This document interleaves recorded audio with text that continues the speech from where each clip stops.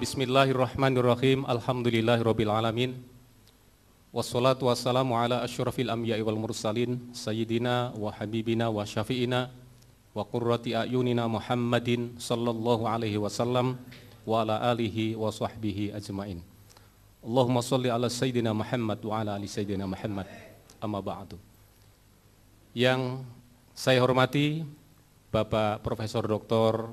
Kiai Haji Said Agil Sirot selaku narasumber. Yang saya hormati Bapak Kiai Haji Abdullah Samsul Arifin dan Bapak Kiai Haji Idrus Romli selaku pentabayun juga narasumber dari Forum Ulama Kiai Muda NU Jawa Timur. Para masyayikh, para habaib, para auden, peserta diskusan yang berbahagia. Sebagaimana tadi telah disampaikan oleh koordinator bahwa Forum Tabayun dan Dialog Terbuka pada saat ini adalah dalam rangka mencari kejelasan-kejelasan tentang persoalan-persoalan yang terkait dengan pemikiran Bapak Profesor Dr. Kiai Haji Said Agil Sirot yang selama ini mungkin sudah kita baca atau mungkin kita ikuti pemikiran-pemikiran beliau lewat diskusi-diskusi yang pernah mungkin kita gali. Pada saat ini mungkin kita akan lebih gamblang dan lebih jelas lagi dengan forum Tabayun yang sekarang sedang berlangsung. Dan berikutnya untuk menyingkat waktu kami persilakan yang terhormat Bapak Kiai Haji Abdullah Samsul Arifin dan kemudian nanti dilanjutkan oleh Bapak Kiai Haji Idrus Romli, masing-masing waktunya 30 menit Ustaz ya. 30 menit. Kami persilakan. Ashabul fadilah, para masyayikh, para kiai, para habaib, para sepuh, para hadirin, para audien, wa nakhussu bidzikri limudiril ma'had Bumi Sholawat wa murabbi ruhina Kiai Haji Agus Ali Masyuri, narasumber kita pada siang hari ini, sahibul fadilah Profesor Dr. Kiai Haji Said Agil Sirot MA, Ketua PBNU. Para hadirin, para audien yang kami muliakan, sebuah tradisi yang cukup bagus untuk dipertahankan di dalam Jam'iyah Nahdlatul Ulama adalah adanya diskusi, adanya dialog, adanya sharing pemikiran, musyawarah, mudzakarah dan sebagainya, termasuk juga kita diajarkan untuk terbiasa mengkritik terhadap pemikiran-pemikiran orang lain, baik di dalam Nahdlatul Ulama itu sendiri ataupun di luar Nahdlatul Ulama. Akan tetapi di balik itu ada tradisi juga yang selalu dijunjung tinggi oleh Nahdlatul Ulama, bahwa kritik-kritik pemikiran kepada orang lain harus didasarkan pada konsep, kepada kejelasan orientasi, pada hujah, kepada dalil yang dapat dipertanggungjawabkan sesuai dengan kriteria-kriteria yang selama ini dianut oleh Jam'iyah Nahdlatul Ulama. Atas dasar inilah maka forum pada saat ini tidak bermaksud untuk membuka atau menampakkan kepada para halayak tentang adanya pemikiran-pemikiran dari beberapa tokoh NU yang sekarang sedang ramai dibicarakan untuk diungkit-ungkit kembali, akan tetapi karena itu sudah menggelinding yang tentunya banyak orang tahu sejauh mana pemikiran-pemikiran yang dianggap nyeleneh, dianggap keluar dari mainstream Nahdlatul Ulama itu dapat dipertanggungjawabkan atau paling tidak ada klarifikasi kepada para halayak, utamanya kepada keluarga besar Jam'iyah Nahdlatul Ulama, bahwa apa yang mereka tuduhkan, apa yang mereka dengar sebetulnya tidak benar. Lah ini mungkin yang sangat perlu untuk kita temukan jawabannya di dalam forum dialog seperti pada siang hari ini. Oleh karena itu, untuk menyingkat waktu, di sini ada beberapa persoalan yang ingin kami mintakan klarifikasi kepada yang terhormat Al-Wajil Profesor Dr. Kiai Haji Said Agil Sirot terkait dengan beberapa lontaran pemikiran-pemikiran beliau yang dimuat di berbagai media, utamanya di dalam salah satu buku beliau, Tasawuf sebagai Kritik Sosial, yang terbit beberapa tahun yang lalu.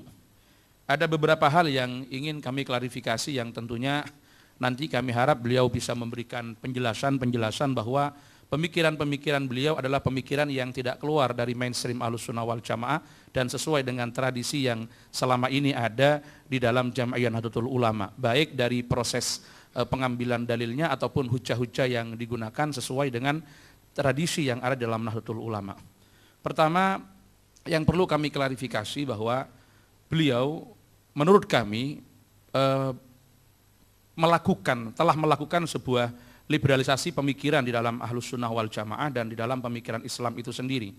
Di mana dalam salah satu pernyataannya beliau menyatakan kelahiran Aswaja secara historis tidaklah bisa dilepaskan dari perkembangan politik yang terjadi pada saat ini, bahkan kehadiran Islam pun syarat dengan nuansa politis. Lebih-lebih pada bagian yang terakhir, ketika kehadiran Islam itu dianggap sebagai sesuatu yang syarat dengan kepentingan politis, ini sangat menggelitik kami. Karena dalam keyakinan kami, Islam sebagai agama wahyu diturunkan oleh Allah semata-mata untuk menjadi penuntun, untuk menjadi aturan yang bisa mengantarkan umat ila ma fihi salahu ma'ashihim wa ma'adihim. Tidak karena ada suatu kepentingan politik, tetapi memang Allah yang berhajat untuk menurunkan agama itu sendiri sebagai pengejawantahan dari tujuan diciptakannya manusia, wa ma khalaqtul jinna wal insa illa liya'budun. Bagaimana manusia bisa menghamba, bisa menyembah kepada Allah, maka harus diatur dengan seperangkat aturan, yang aturan itulah yang kemudian disebut dengan ad-din, yang disebut dengan Islam yang kita yakini. Menurut kita, menurut Ahlus Sunnah wal Jamaah versi Nahdlatul Ulama, kalau mau dipersempit lagi, sebagai dinun sa'ikun lidawil uqulis salimah ila ma huwa fihi salahu ma'ashihim wa ma'adihim. Jadi ketika dianggap bahwa kelahiran Islam syarat dengan nuansa politik, ini seakan-akan menafikan keberadaan Islam sendiri sebagai agama wahyu yang memang diturunkan oleh Allah untuk mengatur bagaimana perilaku dan cara manusia untuk menghambakan diri kepada Allah Subhanahu wa taala. Ini yang kami mohon adanya klarifikasi. Termasuk Aswaja itu sendiri. Memang kita akui bahwa kemunculan Ahlus Sunnah wal Jamaah, kemunculan nama Ahlus Sunnah wal Jamaah, Aswaja, ini kadang-kadang kalau di NU sering diplesetkan menjadi Azwaja ini. Ya, karena kalau belum Azwaja kayaknya belum pas jadi ketua PBNU ini. Harus Azwaja dulu, tidak hanya Aswaja ini. Jadi kelahiran Ahlus Sunnah wal Jamaah memang secara kelembagaan sebagai sebuah aliran, sebagai sebuah madhab yang rumusannya tuntas di tangan Abil Hasan Al-Imam Al-Asy'ari radhiyallahu an dan Abi Mansur Al-Maturidi, itu baru muncul pada akhir abad ketiga dan awal abad keempat Hijriah. Tetapi nomenklatur penamaan Ahlus Sunnah wal Jamaah sudah ada pada akhir masa sahabat. Ini secara penamaan, akan tetapi kalau kita melihat kepada hakikat dan substansi daripada Ahlus Sunnah wal Jamaah itu sendiri, kita meyakini bahwa Aswaja lahir bersamaan dengan lahirnya Islam itu sendiri. Karena yang diperjuangkan oleh Ahlus Sunnah wal Jamaah adalah mengembalikan Islam sebagaimana diajarkan, diamalkan oleh Rasulullah dan dipraktekkan bersama-sama dengan para sahabat. Jadi cukup menggelitik. Mungkin apakah ini hanya sebatas pandangan beliau bahwa yang dimaksud lahirnya Islam, lahirnya Aswaja dilihat hanya pada aspek dimensi historisnya saja, tanpa melihat substansi daripada Islam dan Aswaja itu sendiri, sehingga beliau berani mengatakan bahwa kelahiran Islam tidak bisa dilepaskan dari persoalan atau syarat dengan nuansa politik. Ini yang perlu kami mintakan klarifikasi, karena setelah kita melakukan kajian, pernyataan-pernyataan beliau ini kurang pas, kurang cocok dengan apa yang diajarkan oleh sesepuh-sesepuh kita, utamanya yang disampaikan oleh Hadratus Syekh Kiai Haji Hasyim Asy'ari, baik di dalam Qanon Asasi ataupun di dalam Risalah Ahlus Sunnah wal Jamaah. Kedua, beliau Profesor Dr. Kiai Haji Said Agil Siraj membawa paradigma yang keluar dari mainstream Aswaja. Ini dugaan sementara kami, sebelum nanti ada jawaban dan klarifikasi dari beliau. Seperti yang ditegaskan keluar dari mainstream Aswaja sebagaimana yang diajarkan dan dikembangkan oleh Hadratus Syekh Kiai Haji Hasyim Asy'ari. Ini nampak sekali dengan beberapa kasus di mana beliau banyak mengadopsi logika Syiah dan Mu'tazilah dan diklaim sebagai pemikiran Aswaja.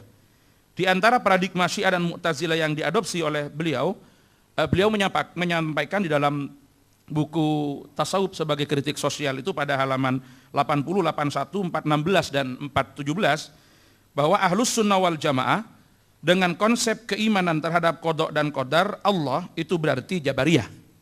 Sedangkan Jabariyah dikembangkan dan didukung oleh Muawiyah bin Abi Sufyan guna melanggengkan status quo serta meyakinkan keabsahan dinastinya.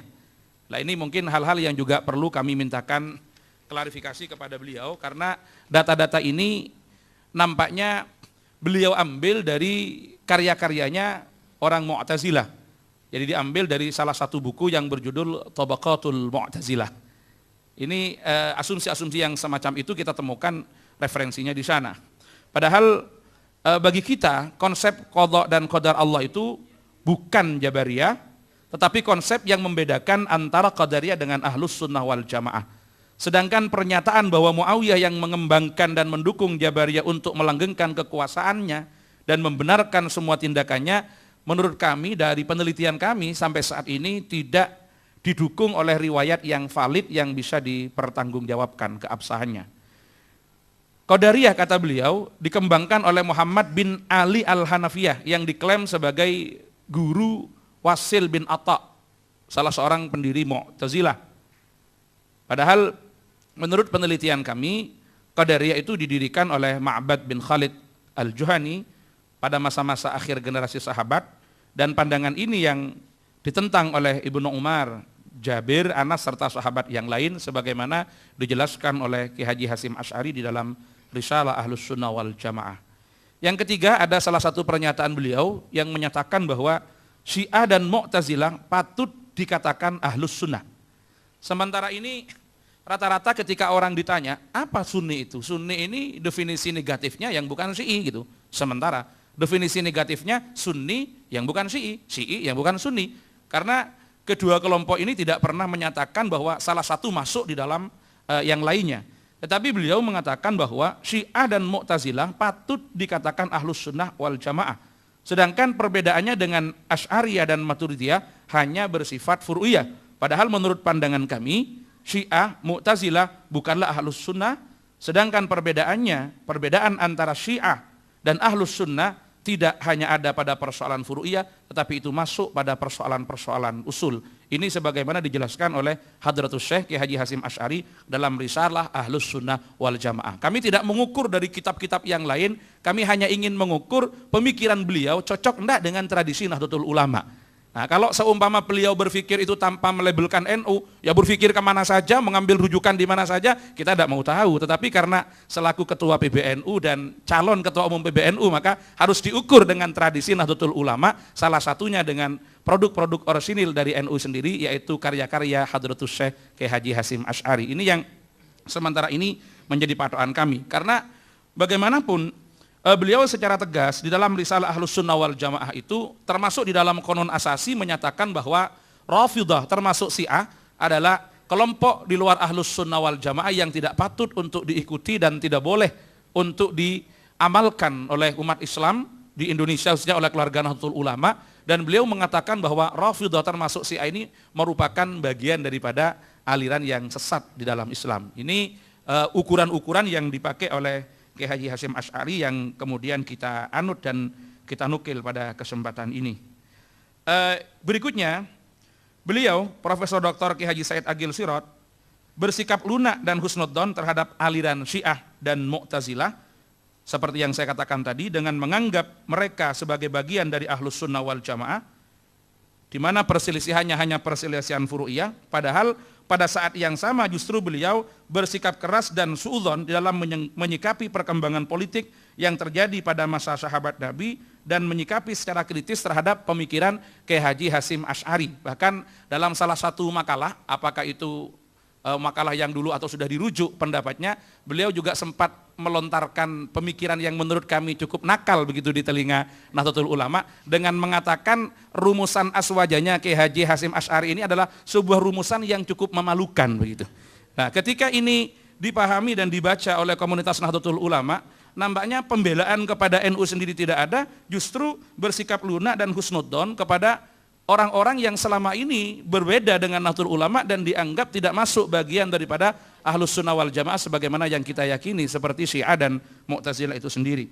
Kemudian ada lagi beberapa pemikiran beliau yang secara singkat kami sampaikan. Beliau juga mengatakan bahwa ini yang perlu kami klarifikasi tentang Ahmadiyah bukan aliran yang sesat. Ini kami juga minta klarifikasi apakah memang seperti itu atau ada pemelintiran orang terhadap pernyataan-pernyataan ini. Yang terakhir tentang pluralisme agama, sebetulnya ini agak mirip dengan pemikirannya jaringan Islam liberal, di mana beliau Profesor Dr. Kiai Haji Said Iqil Sirot mengatakan bahwa semua agama itu benar dengan berargumentasi pada ayat 62 dari surah Al-Baqarah yang mengatakan innal ladzina amanu wal ladzina hadu wan nasara was sabiina man amana billahi wal yaumil akhir wa amila salihan falahum ajruhum inda rabbihim wala khaufun alaihim walahum yahzanun.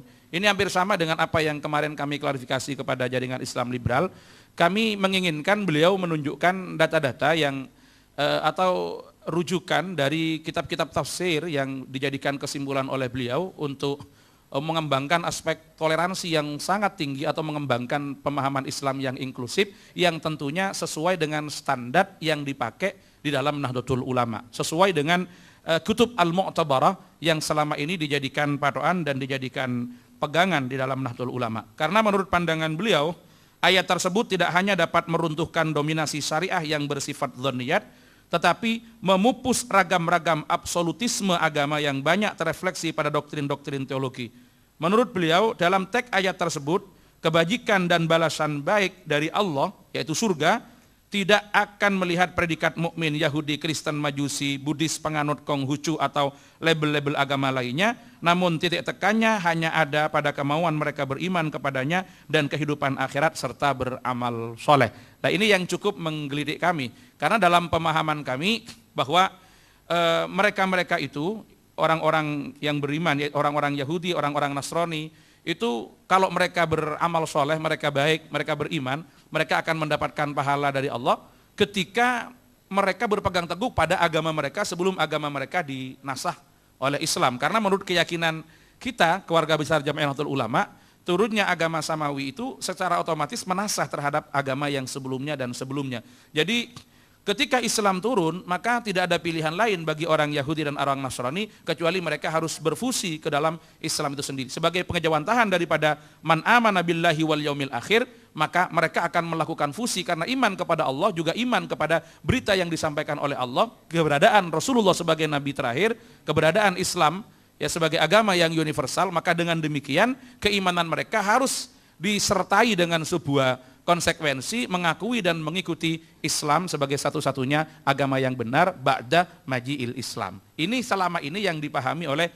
komunitas Nahdlatul Ulama dari beberapa referensi dan kitab-kitab tafsir yang selama ini kita anggap sebagai bagian dari Kutub Al-Mu'tabarah. Saya kira ini pengantar dari kami, dari komunitas Forum Kiai Muda, ini asuhan Kiai Haji Ali Masyhuri. Kenapa Kiai Muda? Karena yang tergabung di sini rata-rata usianya itu 30-an Kiai. Jadi 31, 32, 33 dan belum sampai 35-an. Jadi disebut dengan Kiai Muda semua ini. Ini bimbingan dan asuhan Kiai Haji Agus Ali Masyhuri. Untuk selanjutnya kami kembalikan kepada moderator untuk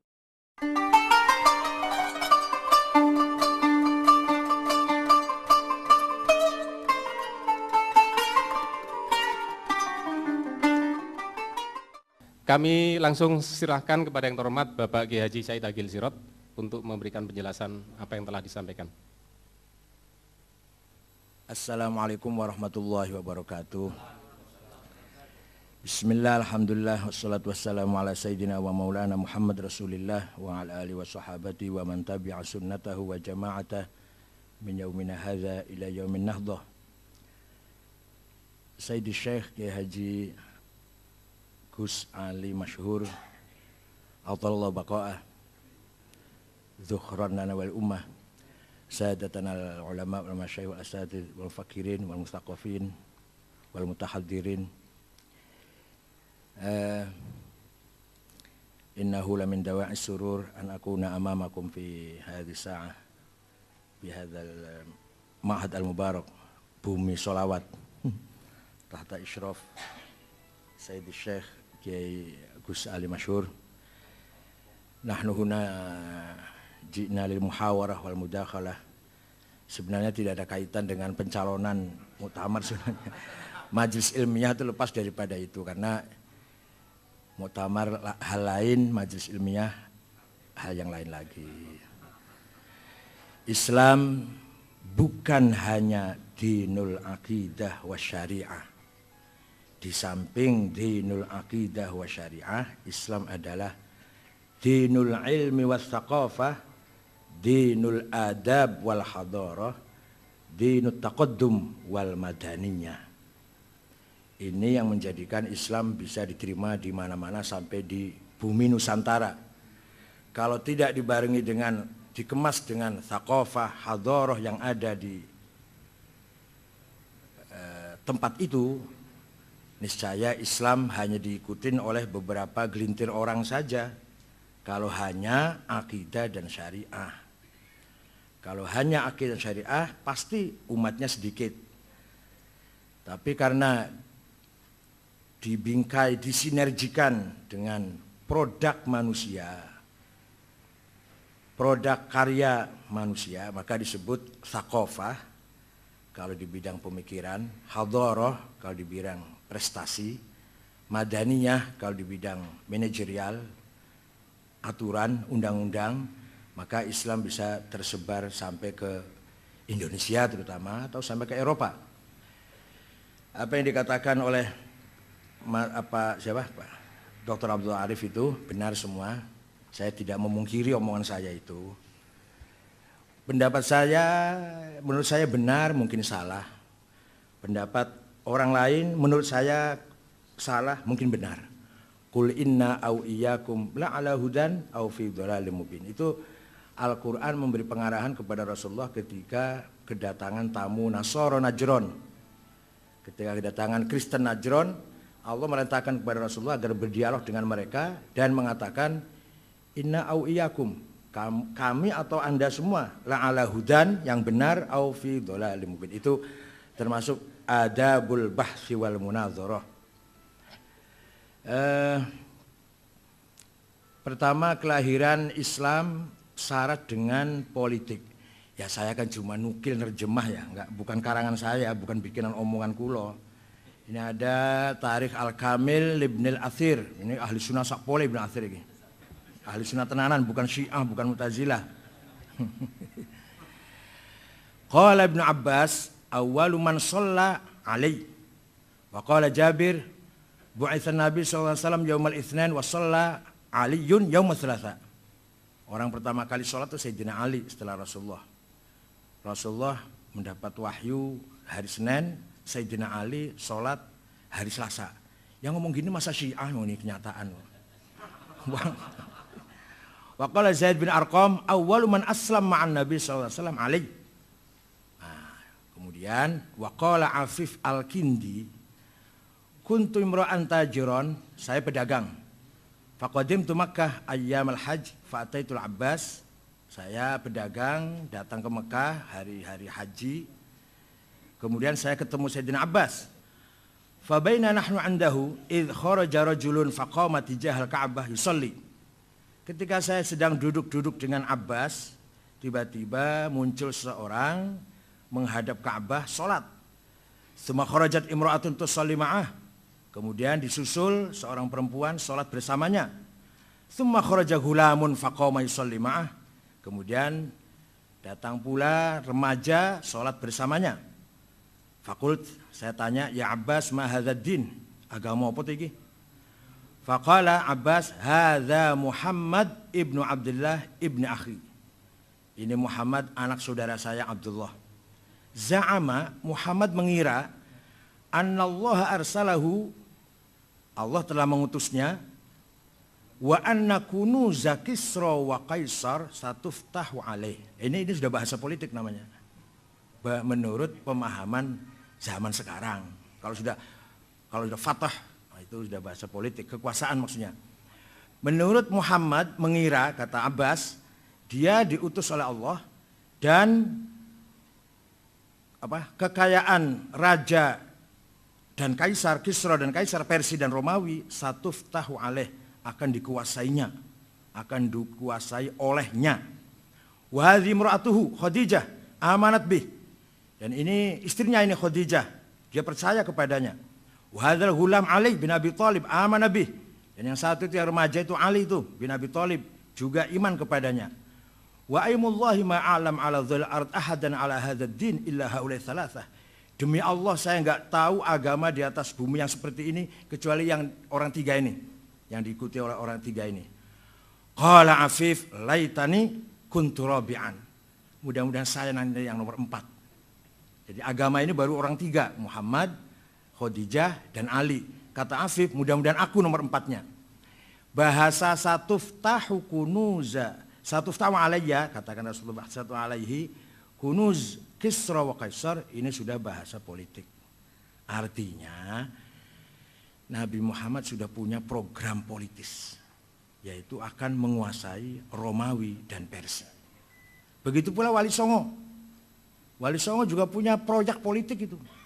Di samping ya jelas kalau dakwah akidah ya pasti itu ya. Tapi juga proyek politik.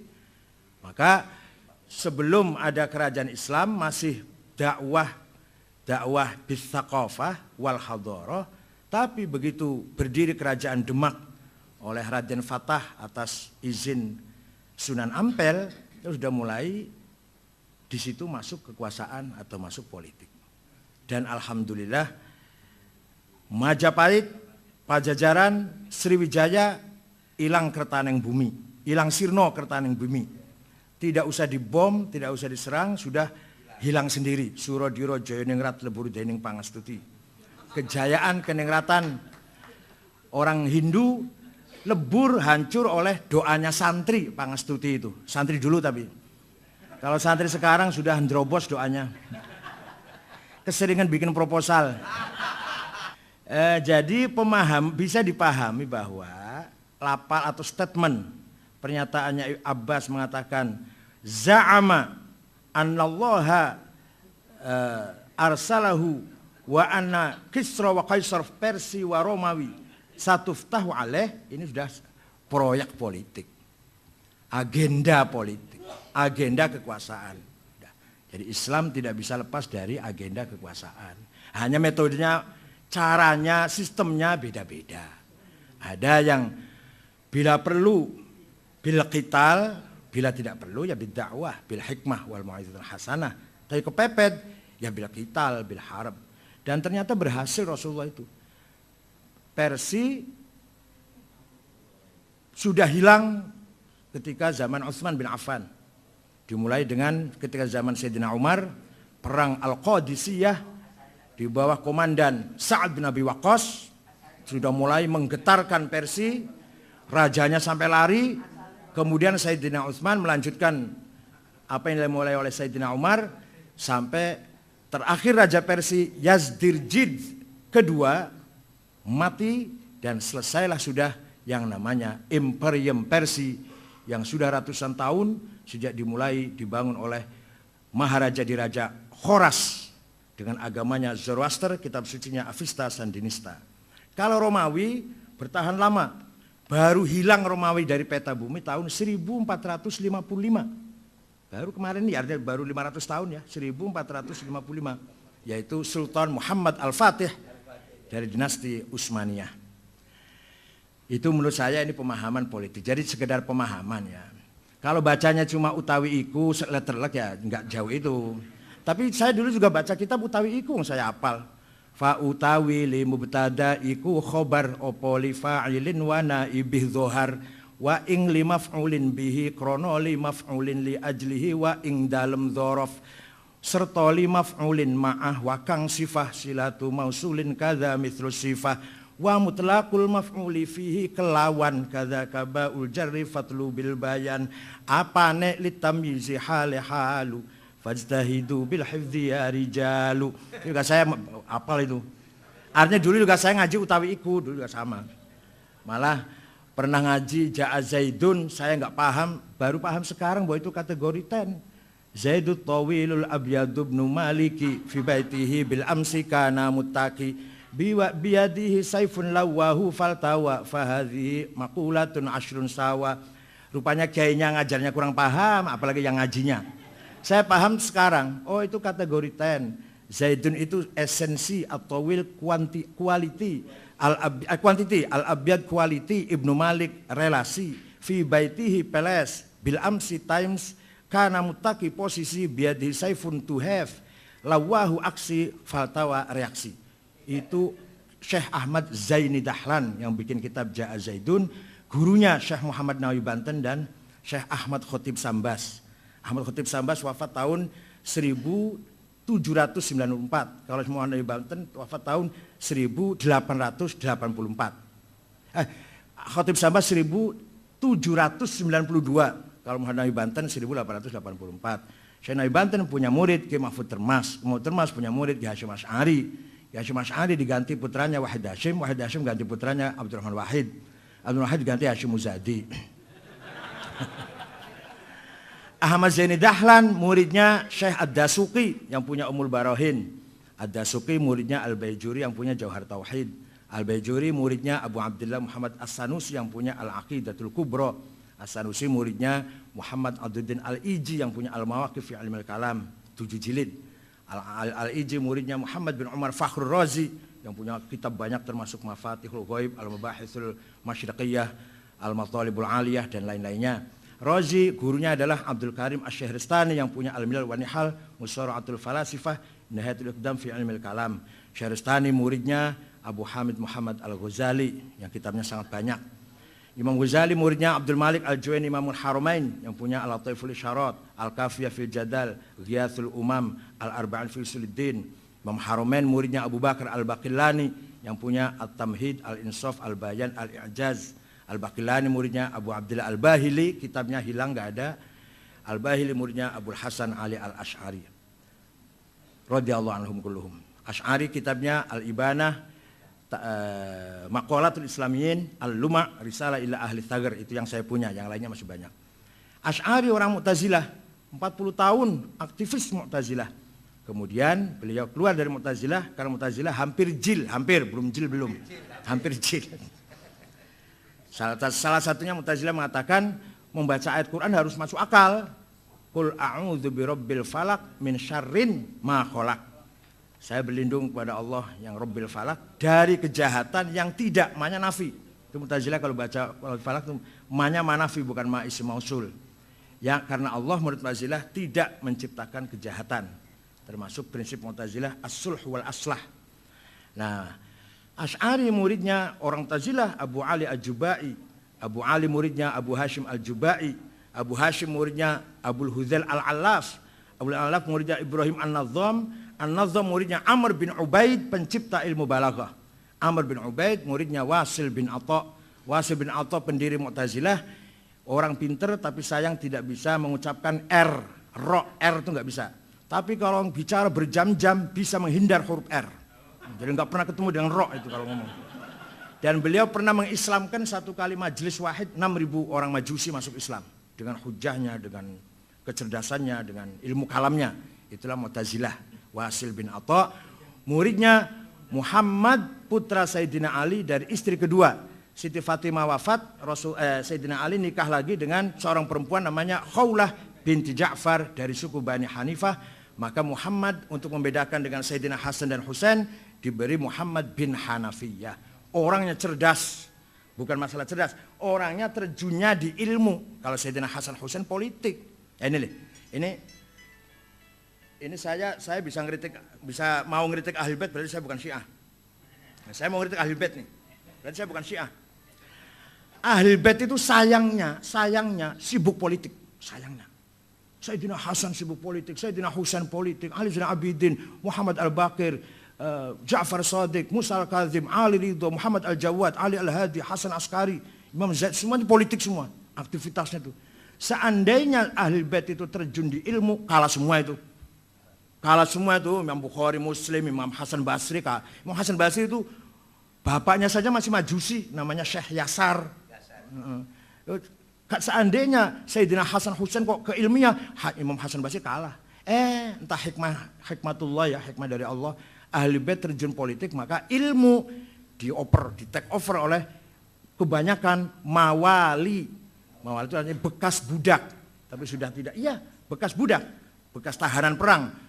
Hasan Basri bapaknya tahanan perang dan seterusnya. Fudail bin Iyad, Sufyan Tsauri itu semua bukan orang Arab semua itu. Yang ahli hadis itu nggak ada satupun orang Arab. Satu aja nggak ada orang Arab ahli hadis. Bukhari, Muslim, Abu Dawud, Tirmidzi, Nasai, Ibnu Majah, Daraqutni, nggak ada orang Arab itu. Ibnu Huzaimah. Imam 4 itu yang Arab 2, yang 2 bukan. Imam Syafi'i dan Malik orang Arab, Imam Hanafi dan Hambali bukan orang Arab. Ahli tafsir itu yang besar-besar bukan orang Arab. Ibnu Jarir, Ja'far At-Tabari orang Tabaristan, dan Razi juga orang Rai, itu mufassirin. Walhasil kelemahan Ahlul Bait waktu itu tergoda, terjebak oleh politik. Oleh karena itu yang membangun peradaban thaqafah, hadarah bukan politikus tapi para ulama dan mufakirin. Seandainya tidak ada model orang kayak Hanafi, Syafi'i, Malik, Hambali, Bukhari, Muslim dan teman-temannya, Imam Abu Asy'ari, Imam Junaid, niscaya Islam tanpa ilmu. Niscaya Islam hanya politik. Seandainya nggak ada NU di Indonesia ini, Islam tinggal pelangnya saja. Itu pun kalau orang NU-nya tetap khitoh. Kalau ke politik ya udah politik semua.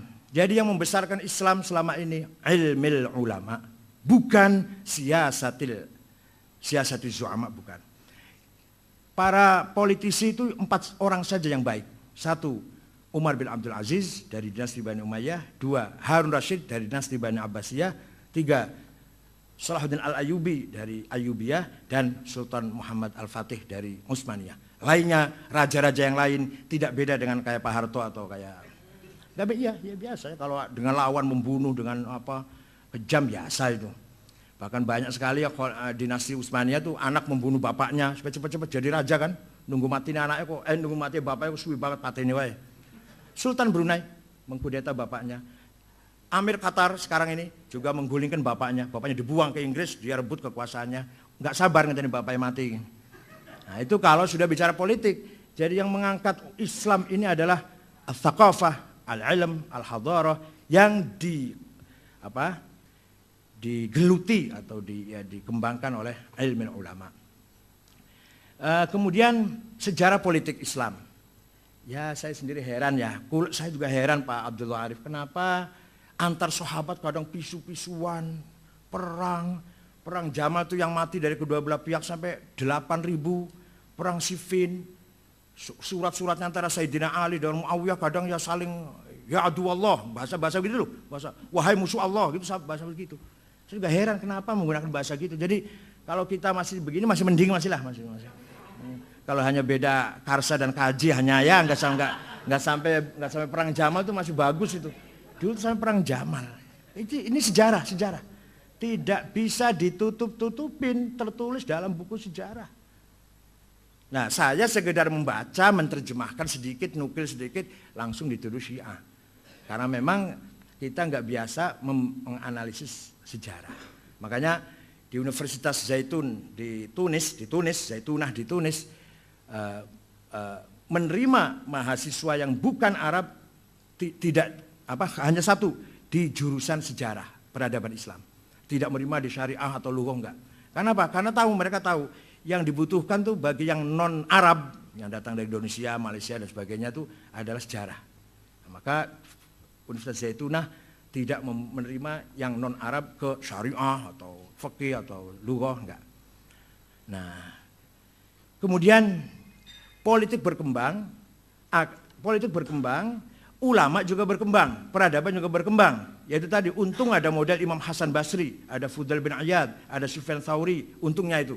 Ada Abdullah Al-Muhasibi, Abdul Harith Al-Muhasibi, Abdullah Ibnu Kullab, Abu Bakar Al-Qolanisi. Itulah pemikir-pemikir sebelum Imam Asy'ari. Nah, puncaknya ahli sunnah adalah Imam Asy'ari. Walaupun lapal atau label secara eksplisit ahli sunnah wal jamaah zaman Rasulullah belum terdengar itu. Paling ada ma'ana alaihi washabi, lapal secara eksplisit ahli sunnah wal jamaah itu belum terdengar ketika zaman sahabat. Seandainya ada, niscaya Imam Hasan Basri sudah pakai itu. Seandainya ada lapal ahli sunnah wal jamaah, Imam Hasan Basri niscaya sudah pakai. Kenapa baru terdengar mulai abad kedua Hijriah? Ini ilmiah loh ya, ilmiah bukan karena senang atau enggak senang. Jadi kalau orang ngeritik itu ngeritik ilmiah, bukan. Saya boleh saja ngeritik Kiai Hasyim Asy'ari, tapi tiap pagi dan sore saya selalu baca Fatihah untuk Imam Syekh Hasyim Asy'ari. Iya. Ngeritik boleh. Saya dengan Gus Dur juga ngeritik, tapi saya cium tangan. Kemudian Syiah dan Mu'tazilah. Coba kalau bacanya dari agak awal gitu jadi nggak sepenggal gitu bisa paham. Begini, pelajaran, gampangannya gitulah. Pelajaran di universitas di Timur Tengah, apa Al-Azhar, apa Ummul Qura, apa ada 2 mata kuliah. Al-Firaqul Islamiyah dan Al-Firaq Ghairul Islamiyah. Itu pelajaran saya, mata kuliah saya. Al-Firaqul Islamiyah, Khawarij, Jabariyah, Qadariyah, Jahamiyah, Murji'ah, Mu'tazilah, Syiah. Syiahnya pun nanti yang Imamiyah ya, yang Imamiyah. Nanti ada lagi yang mata kuliah namanya Al-Firaq Ghairul Islamiyah. Ismailiyah, Batiniyah, Bahaiyah, Babiyah, Ahmadiyah. Itu pelajaran mata kuliah sendiri. Ghairul Islamiyah. Al-Firaq Ghairul Islamiyah. Kalau yang tadi Mu'tazilah, Syiah apa itu? Nama mata kuliahnya Al-Firaq Al-Islamiyah. Jadi apa artinya? Artinya partai-partai itu masih koridor, dalam koridor Islam. Lahirnya dari betul-betul dari ihtikak wal munafasah di dalam internal masyarakat Islam sendiri. Bukan intervensi dari orang luar. Kalau sudah kebatinan, sudah Ismailiyah, Bahaiyah, Qadianiyah, Babiyah, itu sudah intervensi dari eksternal. Ada agenda dari musuh Islam. Kalau Syiah, Ahli Sunnah, Jabariyah, Qadariyah itu lahir dari perut orang Islam. Sama seperti di kita. NU, Muhammadiyah, Wasliyah, Nahdlatul Wathon, Perti, Syariah, dari perut bangsa Indonesia. Tapi kalau HTI, Majelis Mujahidin, Salafi itu ekspor itu. Impor itu. Nah, tapi kalau NU Muhammadiyah dengan segala perbedaannya lah, bagaimanapun orsinil dari pergerakan, gesekan, kompetisi, berlomba-lomba, Muhammadiyah dan NU muncul, masyarakat Islam, Nahdlatul Wathon, Persis masih dari perutnya orang bangsa Indonesia. Artinya mau nggak mau. Sejarah Islam Indonesia adalah pasti sejarahnya NU, sejarahnya Muhammadiyah, sejarahnya Syarikat Islam, sejarahnya Persis, sejarahnya Nahdlatul Wathon, sejarahnya Al-Khairat, itu pasti. Kalau kita ingin tahu sejarah Islam di Indonesia. Sejarah Islam secara dunia pasti. Kalau ingin tahu, kalau ingin baca sejarah Islam secara keseluruhan, ya pasti nanti akan bicara Mu'tazilah, Syiah, Khawarij, Jabariyah, Qadariyah, Murji'ah, Jahamiyah, Ahli Sunnah, Sufi, Falasifah, pasti. Ya itulah sejarah kita. Itu milik kita, semua milik kita. Nggak bisa dihindari. Hanya memang ada perbedaan, tapi itu adalah hasil thaqafah, hadarah umat Islam. Orsinil itu, bukan karena transnasional. Malah ketika itu Muawiyah pernah ditawari oleh Romawi. Saya bantu ya, nolak Muawiyah waktu perang dengan Sayyidina Ali. Kata Muawiyah, enggak, saya enggak butuh bantuan. Hanya saya ingin damai dengan kamu, sementara saya lagi ngadepin Ali dulu. Jangan berhenti dengan Romawi perangnya dulu. Tapi mau dibantu enggak? Itu masih bagusnya begitu. Nah, masalah jadi secara keseluruhan Syiah, Mu'tazilah dan semua tadi masih aset khazanah pemikiran Islam, tidak keluar dari Islam. Bahkan saya mengatakan tidak keluar dari ahli sunnah karena selama masih menjunjung tinggi Al-Quran, nomor 2 hadis, nomor 3 baru akal. Itu masih ahli sunnah itu, secara umum dulu, secara umum. Jadi pertama kali itu kan seperti suratnya Imam Syafi'i. Gubernur Abdurrahman Al-Mahdi kirim surat pada Imam Syafi'i. Saya kalau memahami Quran nggak paham, global, umum, coba terangkan. Imam Syafi'i panggil muridnya Rabi' bin Sulaiman Al-Muradi, duduk, ini balas surat yuk, ini ada surat dibalas yuk. Kamu tulis, saya yang dikte, uktub ar-risalah, tulis surat. Nah, suratnya Imam Syafi'i itu 300 halaman. Nah, itulah jadi kitab ar-risalah awal man ansya'a ilmu usul fiqh. Faslun fil bayan. Kalau ingin memahami Islam, pertama cari di bayan ilahi, bayan Qur'ani. Tapi Quran harus tahu ada mutasyabihah, ada muhkamah, ada hakikat, ada majaz, ada nasikh, ada mansukh, ada dan seterusnya. Kalau di Quran enggak ketemu baru bayan nabawi. Bayan nabawi ada mutawatir, masyhur, aziz, ahad. Itu pun masih ada 4 grade. yang paling bobotnya tajam, kalau redaksinya hadis, amarona Rasulullah, nahana Rasulullah an kadza, itu bobot nomor 1. Nomor 2, yang bobotnya nomor 2, kunna ma'a Rasulillah naf'alu kadza. Saya bersama-sama Rasulullah mengerjakan begini. Nomor 3, ra'aitu Rasulullah yaf'alu kadza. Itu nomor 3. Nomor 4, an Rasulillah qala sallallahu alaihi wasallam, hadisnya mubaligh. Ya enggak apa-apa, enggak usah berbobot, enggak apa-apa, mubaligh saja. Yang penting amplopnya besar. Amplop itu penting. Kalau tebal sahih, kalau tipis dhaif. Kalau tipis tapi yang memberikan tuh IPPNU yang cantik, sahih li ghairi. Ada mustalahul amplop. Kemudian Jabariyah, aduh sayang kitabnya nggak saya bawa nih yang cerita itu. Bahwa itu Nash'atul Fikr Falsafi karangan Dr. Ali Sami Nashar. Dr. Sami Nashar itu Asy'ari Tulen abad 20. Nah, itu guru besar Mesir yang membelain mazhab Asy'ari. Ceritanya setelah Sayyidina Ali meninggal, Muawiyah ngomong, semua yang terjadi ini biqudratillah wa qadaihi wa masyiatihi wa ridahu. Lau lam yardo lam yaqa. Ini semua takdir Gusti Allah. Ali kalah, aku menang. Nah, dia kan menang, nggak ada Ali, nggak ada saingan sudah. Dan barang siapa nggak menerima ini, berarti nggak menerima, menolak takdir Allah atau kehendak Allah. Ini kan politis nih, lepas dari benar atau enggak, akidah itu, tapi itu jelas digunakan untuk kepentingan politik. Maka dikanter oleh putra Sayyidina Ali yang namanya Muhammad itu menggelar pengajian di Masjid Madinah, la qadha wala qadar, af'alul ibad minal ibad, titik. Tidak ada qadha-qadar, perbuatan manusia dari manusia. Imannya Abu Bakar, imannya Umar dari Abu Bakar Umar sendiri. Kufurnya Abu Jahal, Abu Lahab dari Abu Lahab, bukan takdir Allah, bukan intervensi Allah. Nah, itu pemikirannya Muhammad bin Hanafiyah. La qadha wala qadar, af'alul ibad minal ibad. Di antara muridnya yaitu Syekh Ma'bad Al-Juhani dan Ghailan Ad-Dimashqi. Nambahin la qadha wala qadar, af'al ibad min ibad wal amru unuf. Ini yang disalahkan oleh Ibnu Umar, wal amru unuf. Tidak ada qadha-qadar, perbuatan manusia dari manusia. Allah pun baru tahu kejadian setelah terjadi. Ya Allah kaget, Khaufa kalah. JK kalah itu kaget. Loh, JK kok kalah? Itu Allah kaget. Allah taunya JK kalah setelah kalah itu. Allah taunya Khaufa kalah setelah kalah itu. Wal amru unuf. Itu yang Sayyidina Ibnu Umar mengatakan, ana bari. Saya tidak ikut campur pendapat seperti itu. Itu disebut al-qadariyatul ula. Qadariyah pertama. Nanti akan dimodernisir oleh Wasil bin Atha. Wasil bin Atha mengatakan af'alul ibadi minal ibad la qadha wala qadar walakinnallaha ya'lam. Allah tahu Abu Bakar akan iman, Abu Jahal akan tidak iman, Umar akan iman, Abu Lahab akan tetap kufur, Allah tahu. Tapi imannya Abu Bakar Umar, kufurnya Abu Jahal Abu Lahab bukan takdir Allah, bukan intervensi Allah. Itu menurut Mu'tazilah. Imam Asy'ari mau cari jalan tengah. Nah, tengah itu kadang-kadang tepat, kadang-kadang bulat. Tengah yang namanya tengah. Kadang-kadang nggak jelas.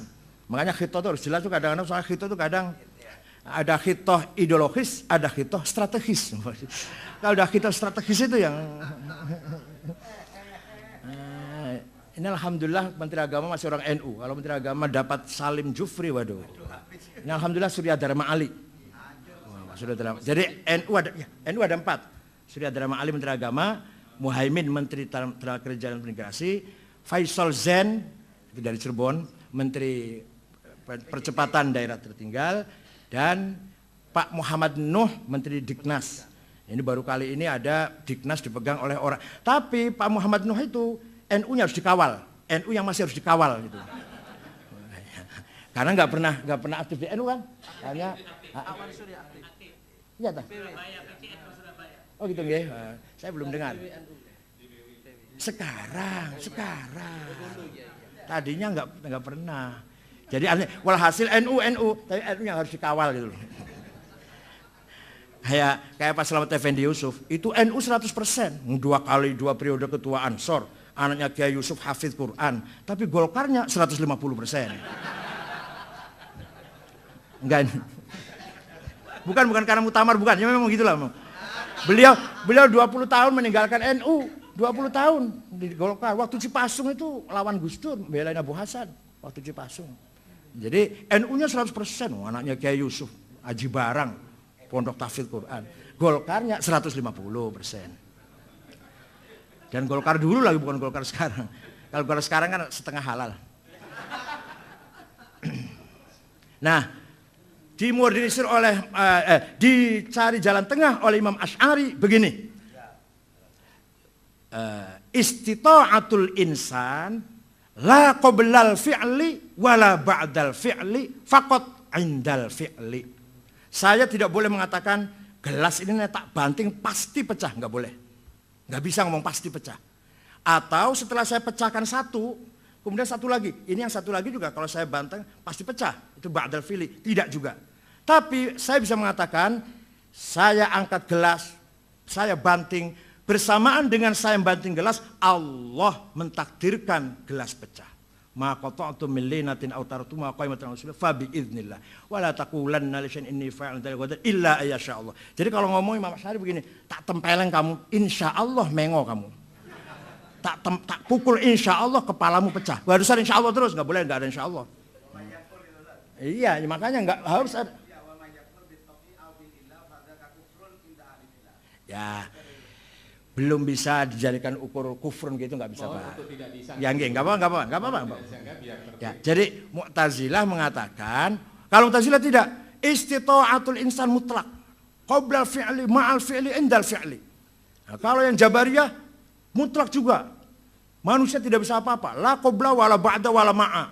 Asy'ari tengah-tengah, ba'da dan qabla tidak, tapi ma'indal fi'li. Kalau saya nginjak semut, kemudian semut itu mati, itu saya hanya bebarengan, bersamaan saya melakukan kasab, melakukan ikhtiar, nginjak semut, Allah nyabut nyawanya semut. Itu Asy'ari itu. Ya itulah. Nah ini namanya perdebatan ulama luar biasa. Ini pun baru secuil, ini baru sedikit sekali. Kalau baca Maqalatul Islamiyin luar biasa. Dan Imam Asy'ari itu bagusnya, baiknya Imam Asy'ari itu, ketika menceritakan pendapat lawan, tidak apa? Sikoh, tidak nambahin, tidak ngurangin. Dalam kitab Maqalatul Islamiyin. Kalau Ibnu Taimiyah kadang nambahin, kadang ngurangin kalau Ibnu Taimiyah. Atau Abdul Qahir Al-Baghdadi. Itu kadang keterlaluan kalau menceritakan pendapat lawan. Kalau Asy'ari tidak. Maqalatul Islamiyin apa adanya. Kata lawan itu diceritakan sebenarnya baru dijawab. Nah, sudah. Kemudian perbedaan. Jadi kalau kita bicara pokok bahwa Mu'tazilah, Syiah dan Asy'ari sama-sama iman billah, iman bi kutubihi, iman bil yaumil akhir, iman bin nubuwah, iman bis sam'iyat wal ma'ad, sam'iyat, ilahiyat, nubuwat, ma'ad. Ya, Islam masih dalam koridor Islam. Kalau sudah salah satunya itu tidak mempercayai ilahiyat, nubuwat, sam'iyat, ma'ad, baru kita pertanyakan keislamannya. Tapi kalau Mu'tazilah, Asy'ari, Syiah yang imamiyah lu ya, sama masih percaya pada ilahiyat, nubuwat, sam'iyat, dan ma'ad. Secara umum. Adapun setelah itu perbedaan, jangankan Syiah dan Ahli Sunnah. Di dalam Ahli Sunnah Asy'ari juga kadang tajam sekali perbedaannya.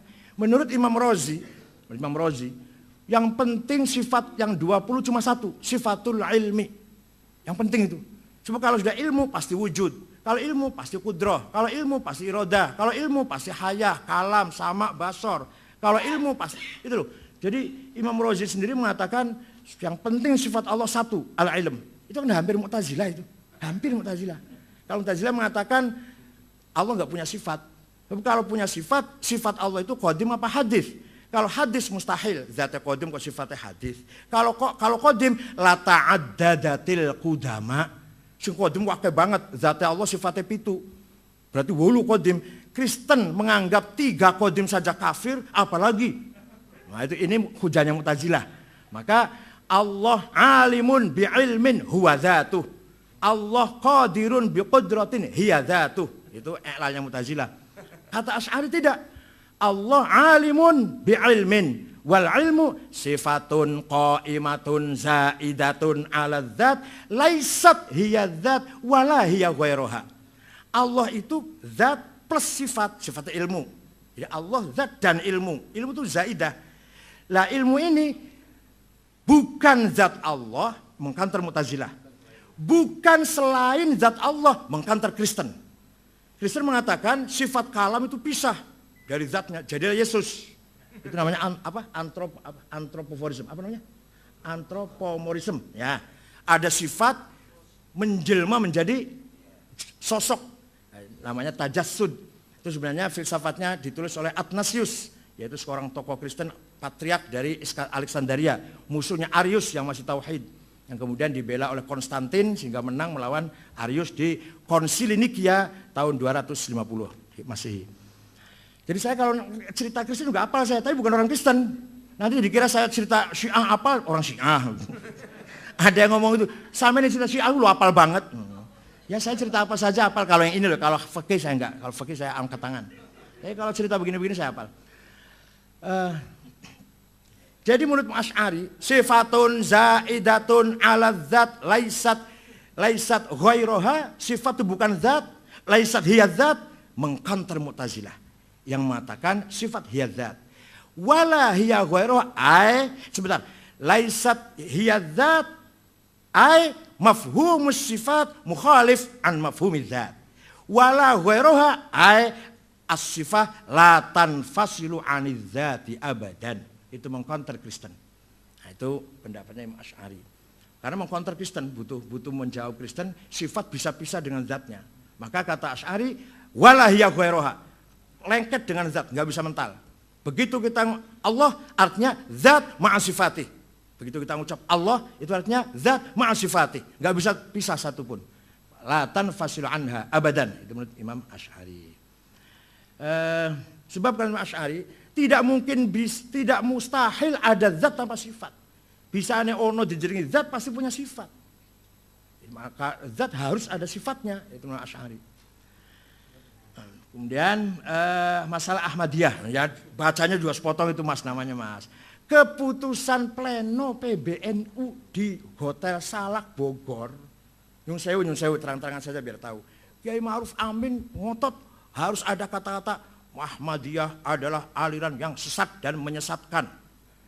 Nah, saya diam karena saya juga yakin Ahmadiyah sesat. Saya juga tahu Ahmadiyah sesat. Bikinan Inggris, Ahmad itu bikinan Inggris tahun 1888. Ketika Muhammad Iqbal, Ali Jinnah, Muhammad Iqbal sedang berjuang ingin memisahkan diri dari India, bikin Pakistan itu, Inggris bikin nabi baru supaya bikin fitnah, supaya bikin pecah, yaitu siapa namanya? Mirza Ghulam Ahmad. Sebenarnya terus terang Mirza sendiri nggak pernah mengatakan saya nabi, nggak pernah. Muridnya, pengikutnya mengatakan Mirza nabi, Mirzanya diam, dianggap nabi. Kalau aku dianggap wali, aku diam lah. Ben. Saya nggak pernah, saya wali tapi ono wong aku ya ben. Alhamdulillah, kebetulan malah. Tapi kalau saya dianggap Habib nggak mau Gus. Saya ada orang, ente masih Habib, masih keturunan Khon ya? Yang di Pasuruan tuh, Khon. Al-Syaiban. Enggak, saya nggak Habib. Kenapa nggak mau? Nanti nggak bisa terima zakat. Rugi besar nih. Nggak apa, biar nggak usah tahu saya Habib, nggak apa-apa, biar zakat mas.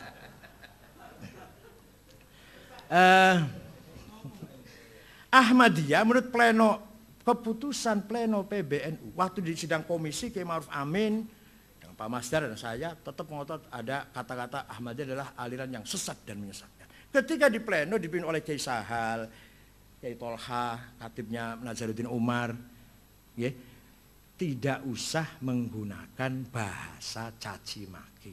Sehingga keputusannya Ahmadiyah adalah aliran yang ditolak oleh umat Islam di internasional. Itu aja bahasanya. Hanya memperhalus bahasa. Itu kehendaknya Roh Islam ketika memimpin sidang. Bukan saya, bukan. Saya hanya menulis gitu aja. Iya betul. Bukan kehendak saya. Saya nggak ikut campur masalah. Dalam hati saya tahu itu sesat dan menyesatkan. Tapi Kiai Sahal menghendaki bahasanya jangan gitu. Kita perhalus bahasa. Jadi Ahmadiyah adalah aliran Islam yang ditolak oleh umat Islam dunia, enggak menghindari bahasa sesat dan menyesatkan itu. Kemudian agama-agama itu benar. Ya kalau ditafsirnya begini dong Mas, Kalau memang dia amana billahi imanan sahihan wal yaumil akhir imanan sahihan wa amila sholihan amalan mutabiqan li syariatul islamiyah, selesai. Nah kalau imannya beda dengan iman ya jelas. Kalau imannya mengatakan Yesus anak Tuhan, ya jelas tidak benar dong. Yahudi kalau mengatakan Uzair ibnullah ya tidak benar. Tapi kalau semuanya tauhid dan sahihan, khalisan, mukhlisan, kalau semuanya mengamalkan amal solehan, yaitu syariah, wal yaumil akhir, yaitu iman bi thawab wal iqab wal jannah wan nar wal hisab wal mizan, ya selesai udah. Nama boleh Yahudi, boleh Kristen. Tapi kalau imannya seperti itu selesai. Sehingga semuanya adalah Islam. Tapi gak usah menggunakan label Islam, gak apa-apa. Yang penting nilainya Islam. Daripada labelnya Islam tapi jauh dari Islam. Kira-kira begitu maksud saya. Ini artinya begini. Keadaan di daerah dengan di Jakarta itu beda. Itu harus disadari. Saya di Jakarta itu menghadapi luar biasa tantangannya. Seminar itu harus ganti-ganti yang diomongkan. Saya setiap diundang seminar harus ganti. Kalau nggak ganti nggak diundang lagi. Harus jadi tantangannya besar ke Jakarta. Saya dengan Amir Rais, dengan Kang Jalal, dengan Eki Syahrudin. Dulu waktu belum ada PKB, waktu dulu Orde Baru lah. Amir Rais, sering dengan Pak Amir Rais, Kang Jalal, Nur Khalis Majid, Eki Syahrudin, dan yang intelek-intelek itu. Ya kitanya harus intelek juga dong. Kalau nggak intelek ya nggak diundang lagi. Artinya kalau nggak diundang bukan berarti amplopnya, bukan. Kita nggak bisa mengatasnamakan tidak mewakili NU lagi. Satu. Yang kedua, akhir-akhir ini saya juga, ya ini maaf kalau bukan, ya barangkali cerita tentang sedikit andil saya. Sibuk ngelayani Wahabi di Bekasi, di Jakarta Timur, di Depok. Pernah saya mau ceramah di Perumahan Galaksi, ada spanduk, hati-hati penceramah ini sesat. Spanduknya itu. Saya datang. Siapa yang nulis spanduk itu, ayo debat dengan saya. Kalau saya kalah, saya ikut dia.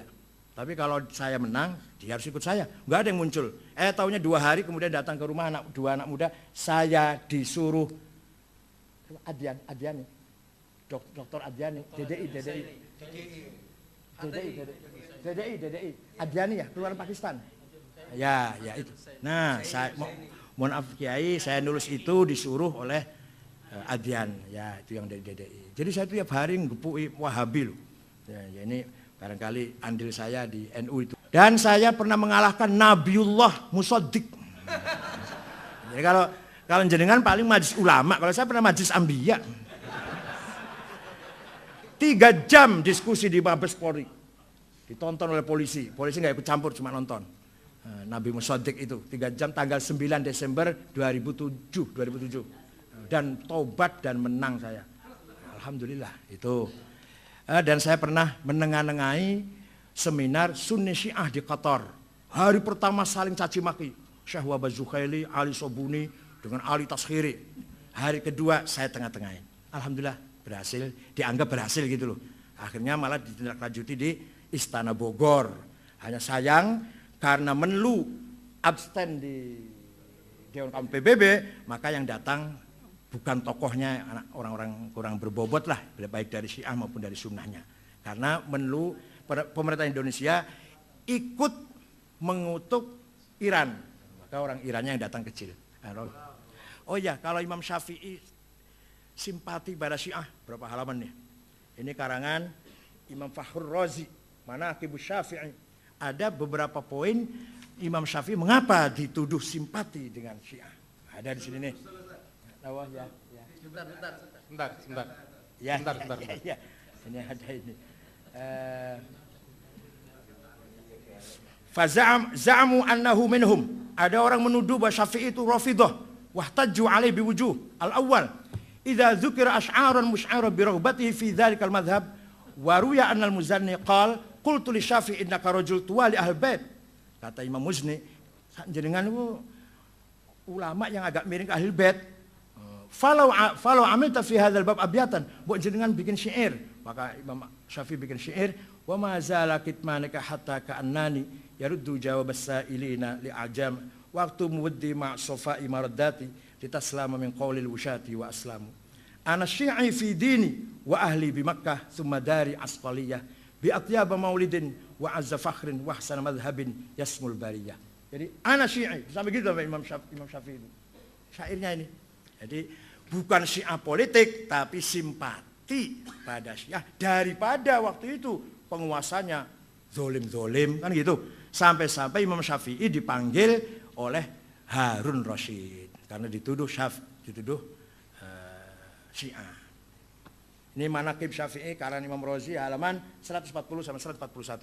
2 halaman cerita tentang Imam Syafi'i agak cenderung simpati pada Syiah dalam rangka ngeritik pemerintah yang zalim. Assalamualaikum warahmatullahi wabarakatuh.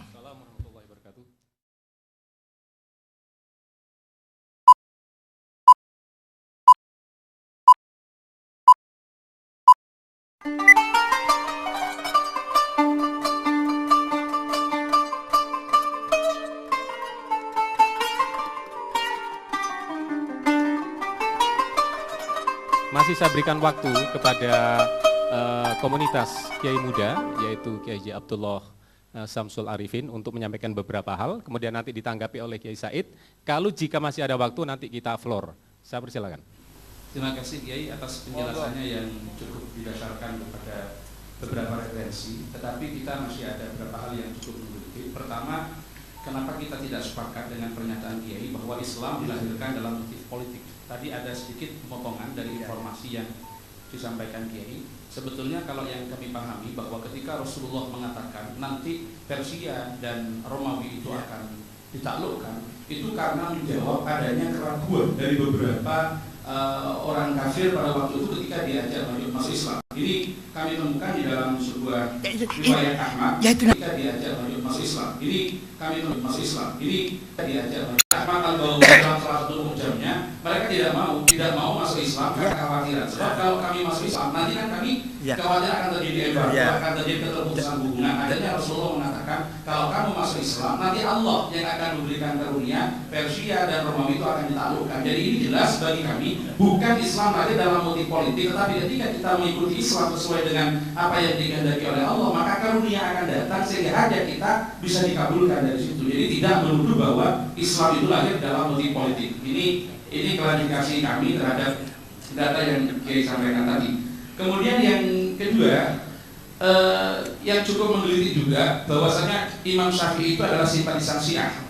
Simpati kepada Syiah tadi dari data yang disampaikan oleh Kiai. Perlu dilihat di situ simpati kepada Ahlul Baitnya sebagai turunan Rasulullah atau kepada ajaran Syiah itu sendiri.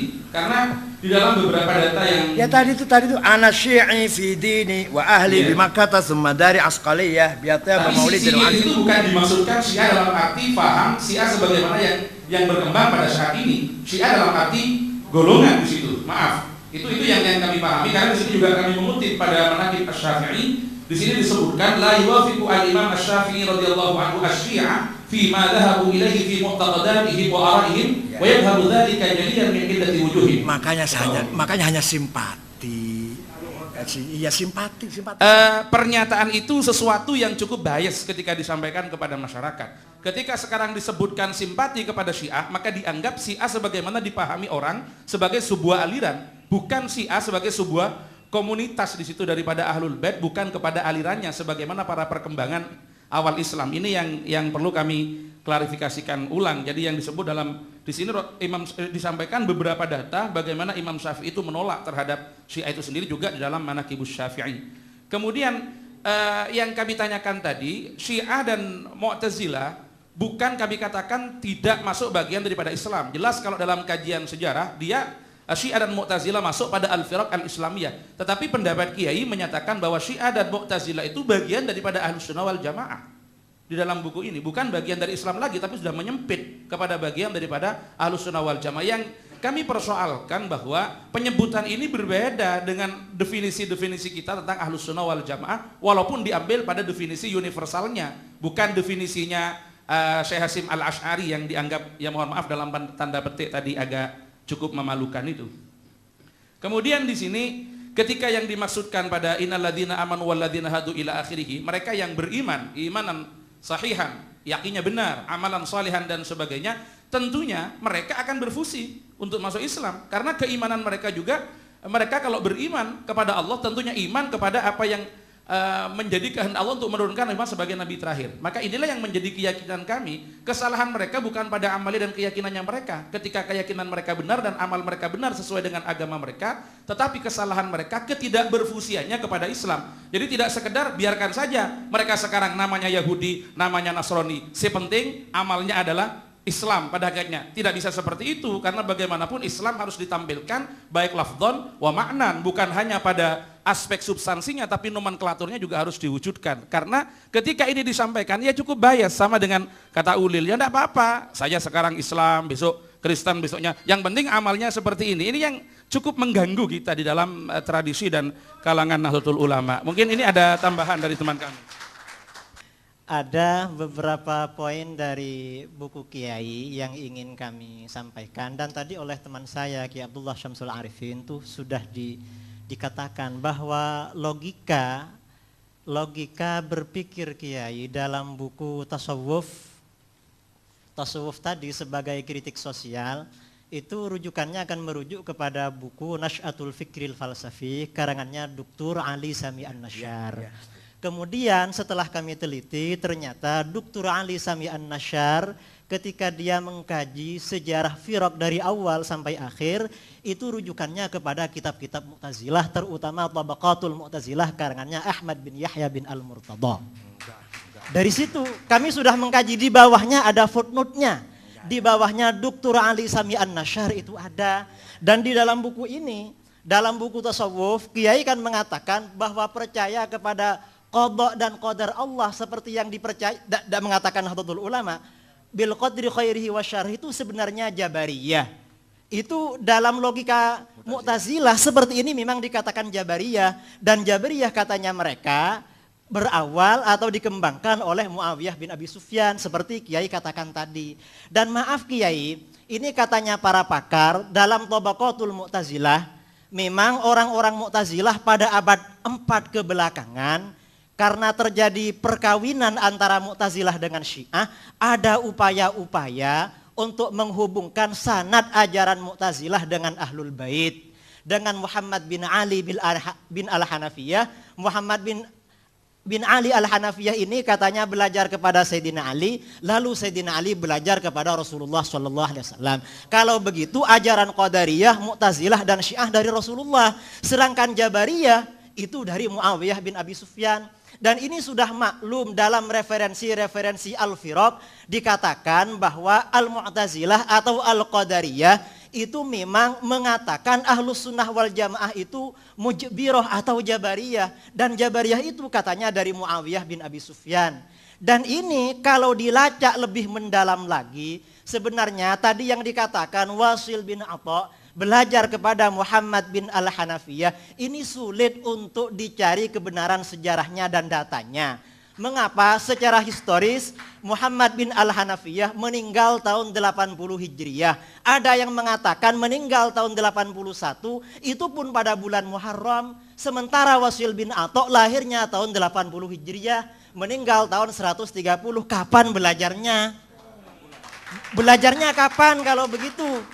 Belajar kepada Muhammad bin Al-Hanafiyah. Kemudian untuk menyambung-nyambungkan itu, orang Mu'tazilah mengatakan bahwa Wasil bin Atha ini sebenarnya bukan belajar kepada Muhammad bin Ali Al-Hanafiyah, belajar kepada putranya Abu Hashim Al-Hasan bin Muhammad bin Al-Hanafiyah. Memang Abu Hashim bin Al-Hanafiyah ini sempat mujalasah, ya kathir dawam al-mujalasah dengan Wasil bin Atha, tetapi perlu diingat bahwa Abu Hashim bin Al-Hanafiyah, Abu Hashim bin Muhammad ini meninggal sekitar 198 Hijriyah. Sementara Wasil bin Atha Al-Mu'tazili ini baru ketahuan ada data yang valid, menyebarkan faham-faham yang keluar dari pemahaman gurunya Al-Hasan Al-Basri setelah dia pindah ke Basrah dan berguru kepada Hasan Al-Basri. Untuk mengetahui, untuk melacak bahwa pemikirannya Wasil bin Atha itu dari Abu Hashim, apalagi dari Muhammad bin Al-Hanafiyah.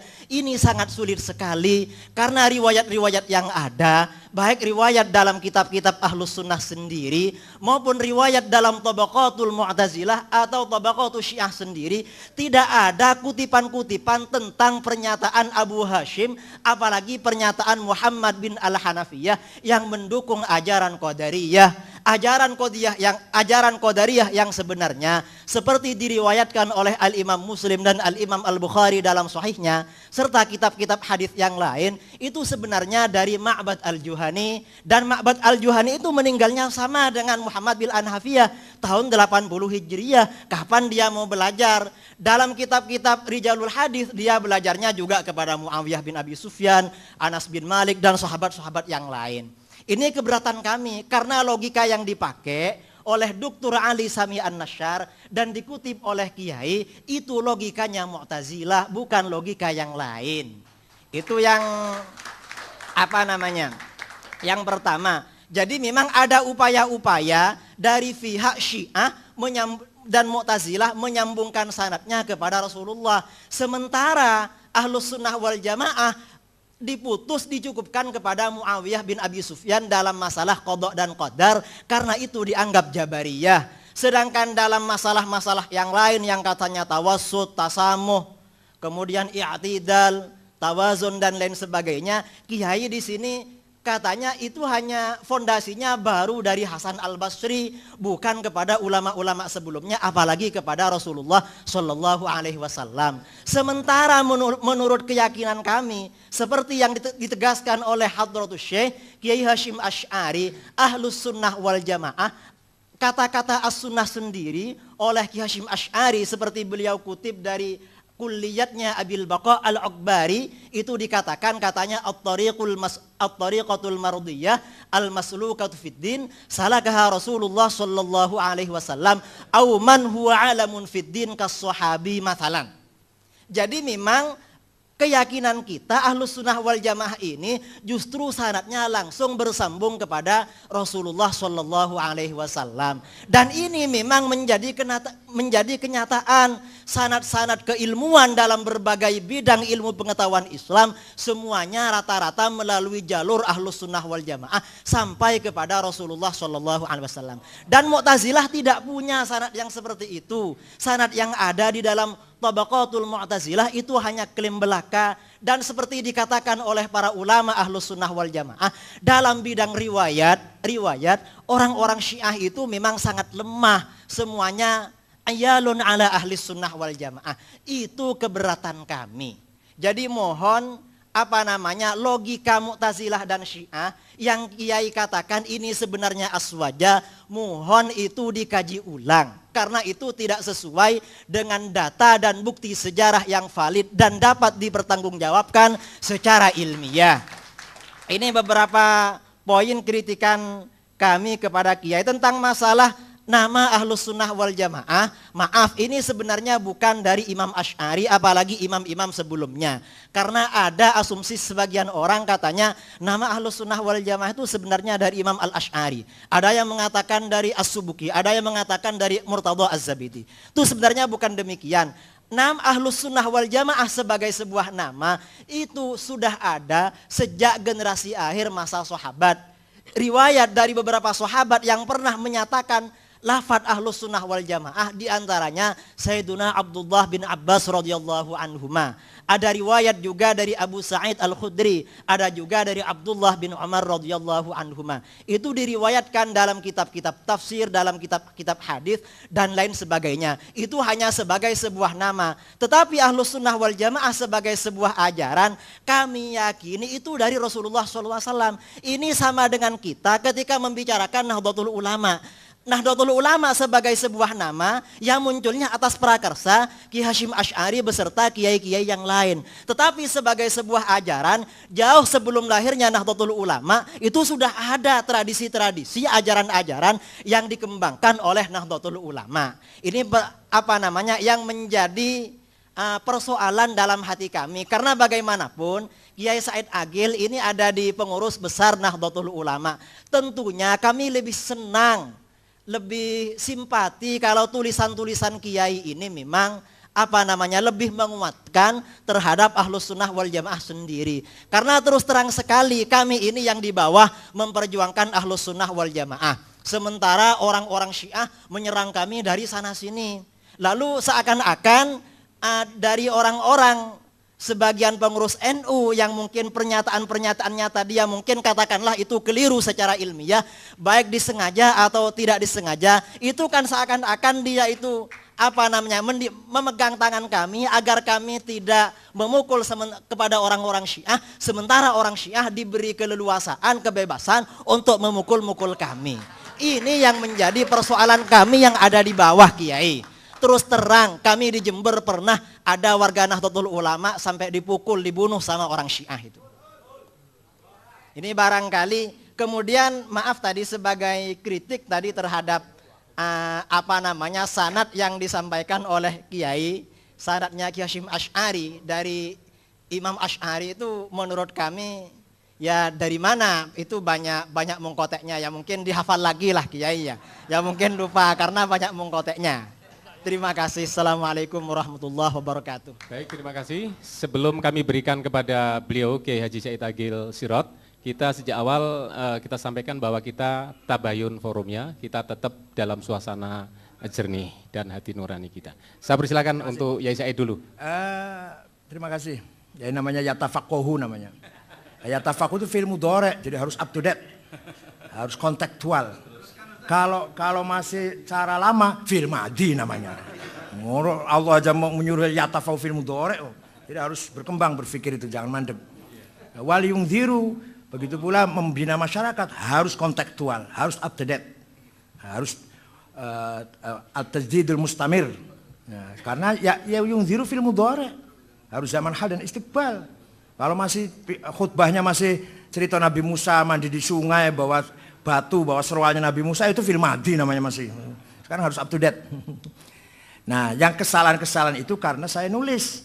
Kalau saya nggak nulis nggak tahu salahnya kan. Jadi kalau ente nggak nulis nggak tahu salahnya, nggak nulis.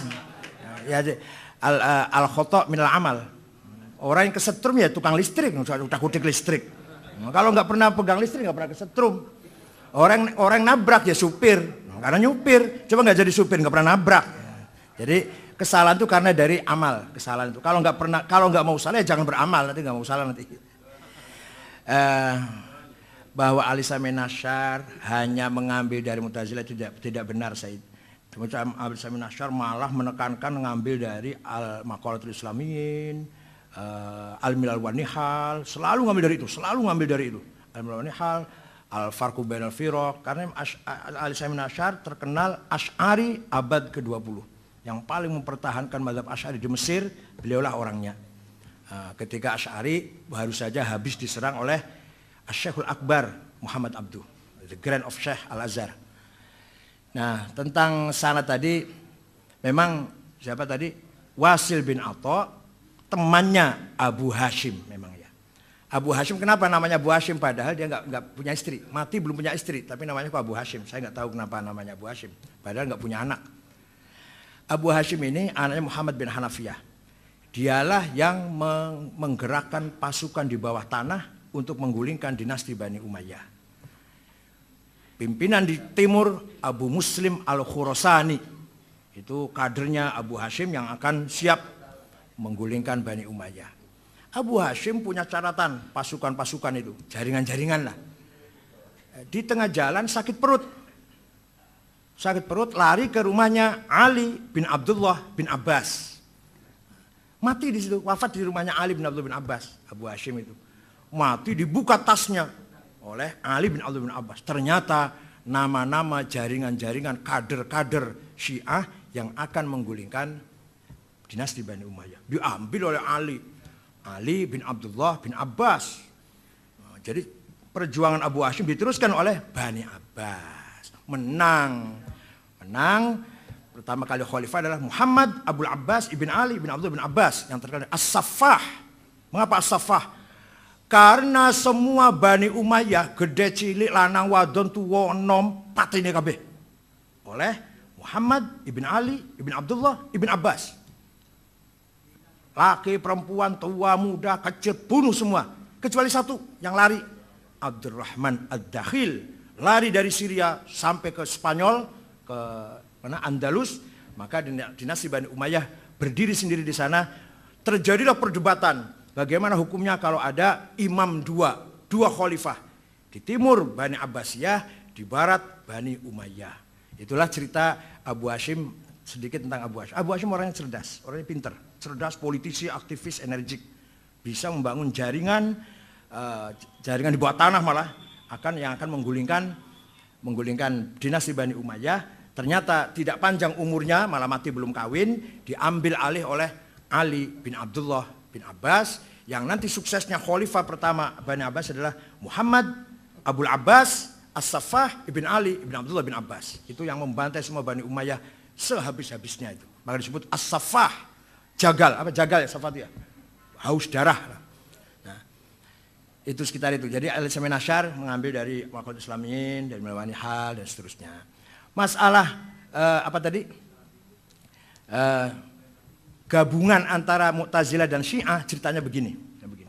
Setelah Mutawakkil 'ala Allah berkuasa, maka tokoh-tokoh Mu'tazilah dipecatin semua dari lembaga-lembaga pendidikan, pecat semua. Yang tadi sebelumnya gajinya besar-besar. Waktu zaman Ma'mun, Mu'tasim, Wathiq, kalau Mu'tazilah gajinya berapa ya? Kira-kira kalau sekarang berapa? Kira-kira sekarang berapa? 10 juta lah ya sebulan. Kalau yang qala Rasulullah mujibatul husli 2 juta. Furudil wudu'i 2 juta. Tapi kalau yang ilmu kalam, filsafat 10 juta. Itu zaman Ma'mun, Mu'tasim, Wathiq. Mutawakkil 'ala Allah membalik keadaan. Yang ngajarkan hadis besar gajinya. Yang ilmu kalam diberangus malah. Dipecatin. Oleh gubernur Dailam, namanya Ibnu Ibad, yang Syiah. Sini. Mu'tazilah kamu sudah gak dipakai di Kairo, gak dipakai di Mekah Madinah, di Syria, gak sudah dikucilkan di sini. Maka terjadi eksodus, ulama-ulama Mu'tazilah pindah ke Dailam yang gubernur waktu itu Syiah Ibnu Ibad. Di sini hebatnya Syiah. Hebatnya gimana? Prinsip Syiahnya tidak luntur. Tetap percaya pada wasiyah, ismatul a'immah, raj'ah, mahdiyah, taqiyah, tapi intelektual dibangun karena kemasukan Mu'tazilah. Dari sejak itulah Syiah bukan hanya partai politik, tapi juga gerakan-gerakan intelektual sampai sekarang embargo spare part pesawat oleh Amerika. Iya, Amerika melarang ngirim onderdil pesawat ke Iran. Ya wes ora apa-apa, gawe dhewe. Sampai sekarang spare part onderdil pesawat Iran itu bikin sendiri. Enggak usah beli dari luar negeri karena diembargo oleh Amerika. Dan sekarang satu negara yang melawan Amerika ya Iran. Lepas dari mazhabnya salah, klerus lah, apa kufur apa lah, pokoknya yang sekarang satu-satunya orang yang berani menantang Amerika itu Syiah. Satu negara yang tidak punya utang juga Iran.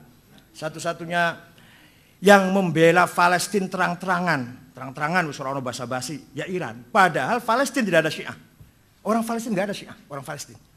Tapi yang membelain Palestina mati-matian Iran. Ini lepas dari kufrun apa nifakun apa dolalun lah. Iya. Apa? Ayat setan. Mohon tidak disela dulu ya, biar selesai. Ya, jadi enggak ini bukan begitu. Ini sisi positifnya Syiah, sisi positifnya Iran. Adapun beda dengan kita ya, tapi ada positifnya. Sekarang satu negara yang bisa memproduksi uranium menjadi tenaga nuklir. Nah, kalau kita kan masih memproduksi mandoan, keripik tempe, Iran sudah memproduksi uranium. Tentang sanad tadi, yang mengkotik tadi sanad ahli sunnah, itu dari tahun saja. Kita lihat dari tahun dan dari pengaruh. Syehristani terpengaruh Ghazali. Rozi terpengaruh oleh Syehristani. Itu saya bacanya di situ. Pengaruh. Jadi ini berarti gurunya. Guru bukan berarti harus ngaji face to face, enggak. Tapi pengaruh. Seperti saja muridnya Mbah Asy'ari, saya enggak pernah ngaji sama beliau, tapi saya terpengaruh pikirannya. Atau ada orang mengikuti pikirannya Gus Dur, berarti muridnya itu, walaupun enggak pernah kenal dengan Gus Dur. Nah, jadi sanad tadi pengembangan dari pola pikir sebelumnya saya anggap itu gurunya, minimal melalui kitabnya, melalui tulisannya. Imam Syahristani sangat terpengaruh oleh Ghazali, Imam Rozi sangat terpengaruh oleh Syahristani, Imam Sanusi terpengaruh oleh Al-Duddin Al-Ijid dan seterusnya. Apalagi tadi? Yang satu lagi apa? Masalah Syiah bunuh orang, Ahli Sunnah juga bunuh orang ya banyak. Itu masalah pribadi, kelakuan pribadi, bukan karena Syiahnya kemudian bunuh orang. Yang Ahli Sunnah bunuh orang juga ya.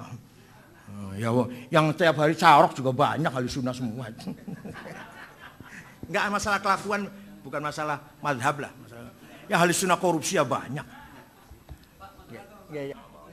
Ya, jadi seperti tadi saya sampaikan bahwa kita tabayun. Jadi mohon fokus pada persoalan-persoalan yang tadi telah disampaikan oleh Forum Kiai Muda, kemudian apa yang disampaikan oleh beliau Kiai Said Agil, di luar konteks itu saya sebagai moderator tidak akan menerima. Saya persilakan termin pertama, saya buka 5 penanya. Assalamualaikum warahmatullahi wabarakatuh. Saya Rahmat dari Jember. Jadi Bapak Kiai masih belum sempat menjelaskan, menjawab ulang bahwa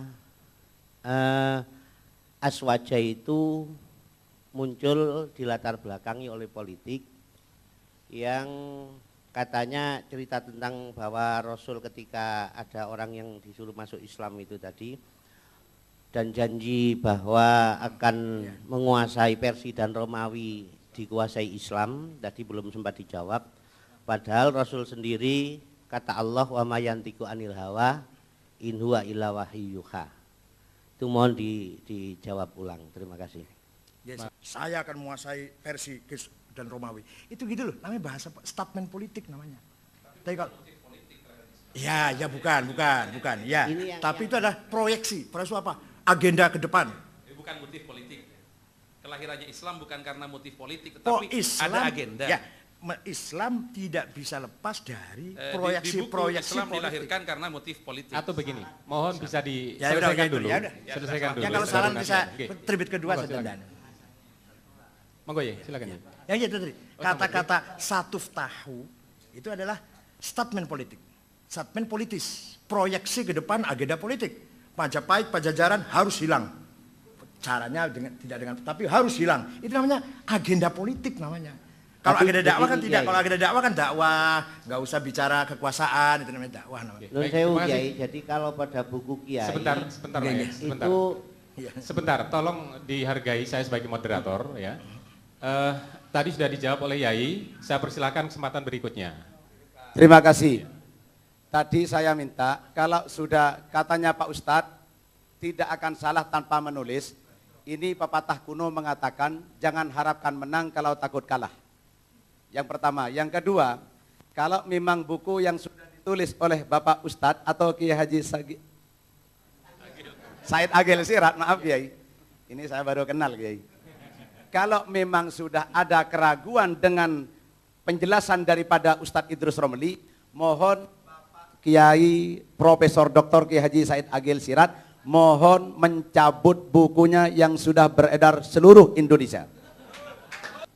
Apa yang disampaikan oleh Bapak Said Agil mengenai penyegaran yang dulu katanya penyegaran kajian Aswaja ternyata sudah menabrak sana sini sehingga yang pertama ditabrak adalah kajian ta'arif dari Aswaja yang disampaikan oleh Hasyim Asy'ari.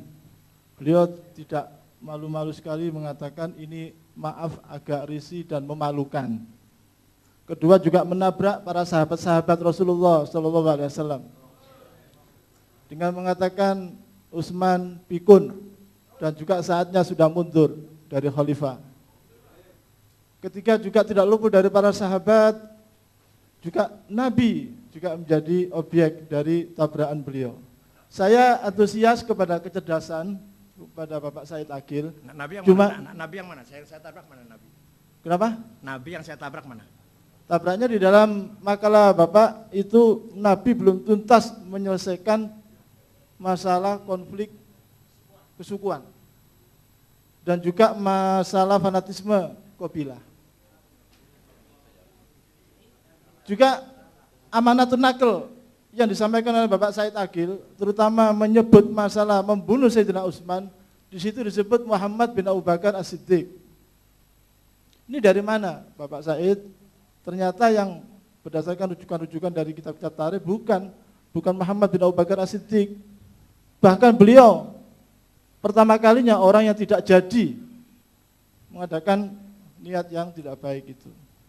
Terus juga perbedaan firqah salasina firqatan juga diragukan oleh Bapak Said, yang mana kesahihannya juga sudah jelas riwayat Tirmidzi atau Baihaqi, Ahmad bin Hanbal dan lain sebagainya, dan itu sahih.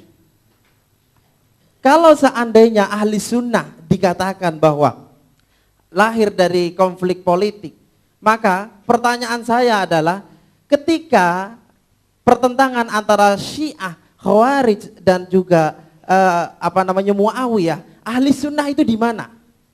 Ada yang mengatakan bahwa golongan-golongan yang diam dan golongan-golongan yang bertaubat setelah itu, itulah ahli sunnah yang terus melakukan ajaran Rasul, termasuk Abdullah bin Umar. Nah, kalau kita melihat ahli sunnah itu mempunyai unsur politik dalam ajaran-ajarannya, saya tidak pernah melihat di dalam kitab-kitab akidah ahli sunnah itu justru yang dibahas masalah-masalah akidah, tidak unsur-unsur politik seperti itu. Jadi permasalahan dengan Mu'tazilah itu kalau yang saya lihat permasalahan ilmiah.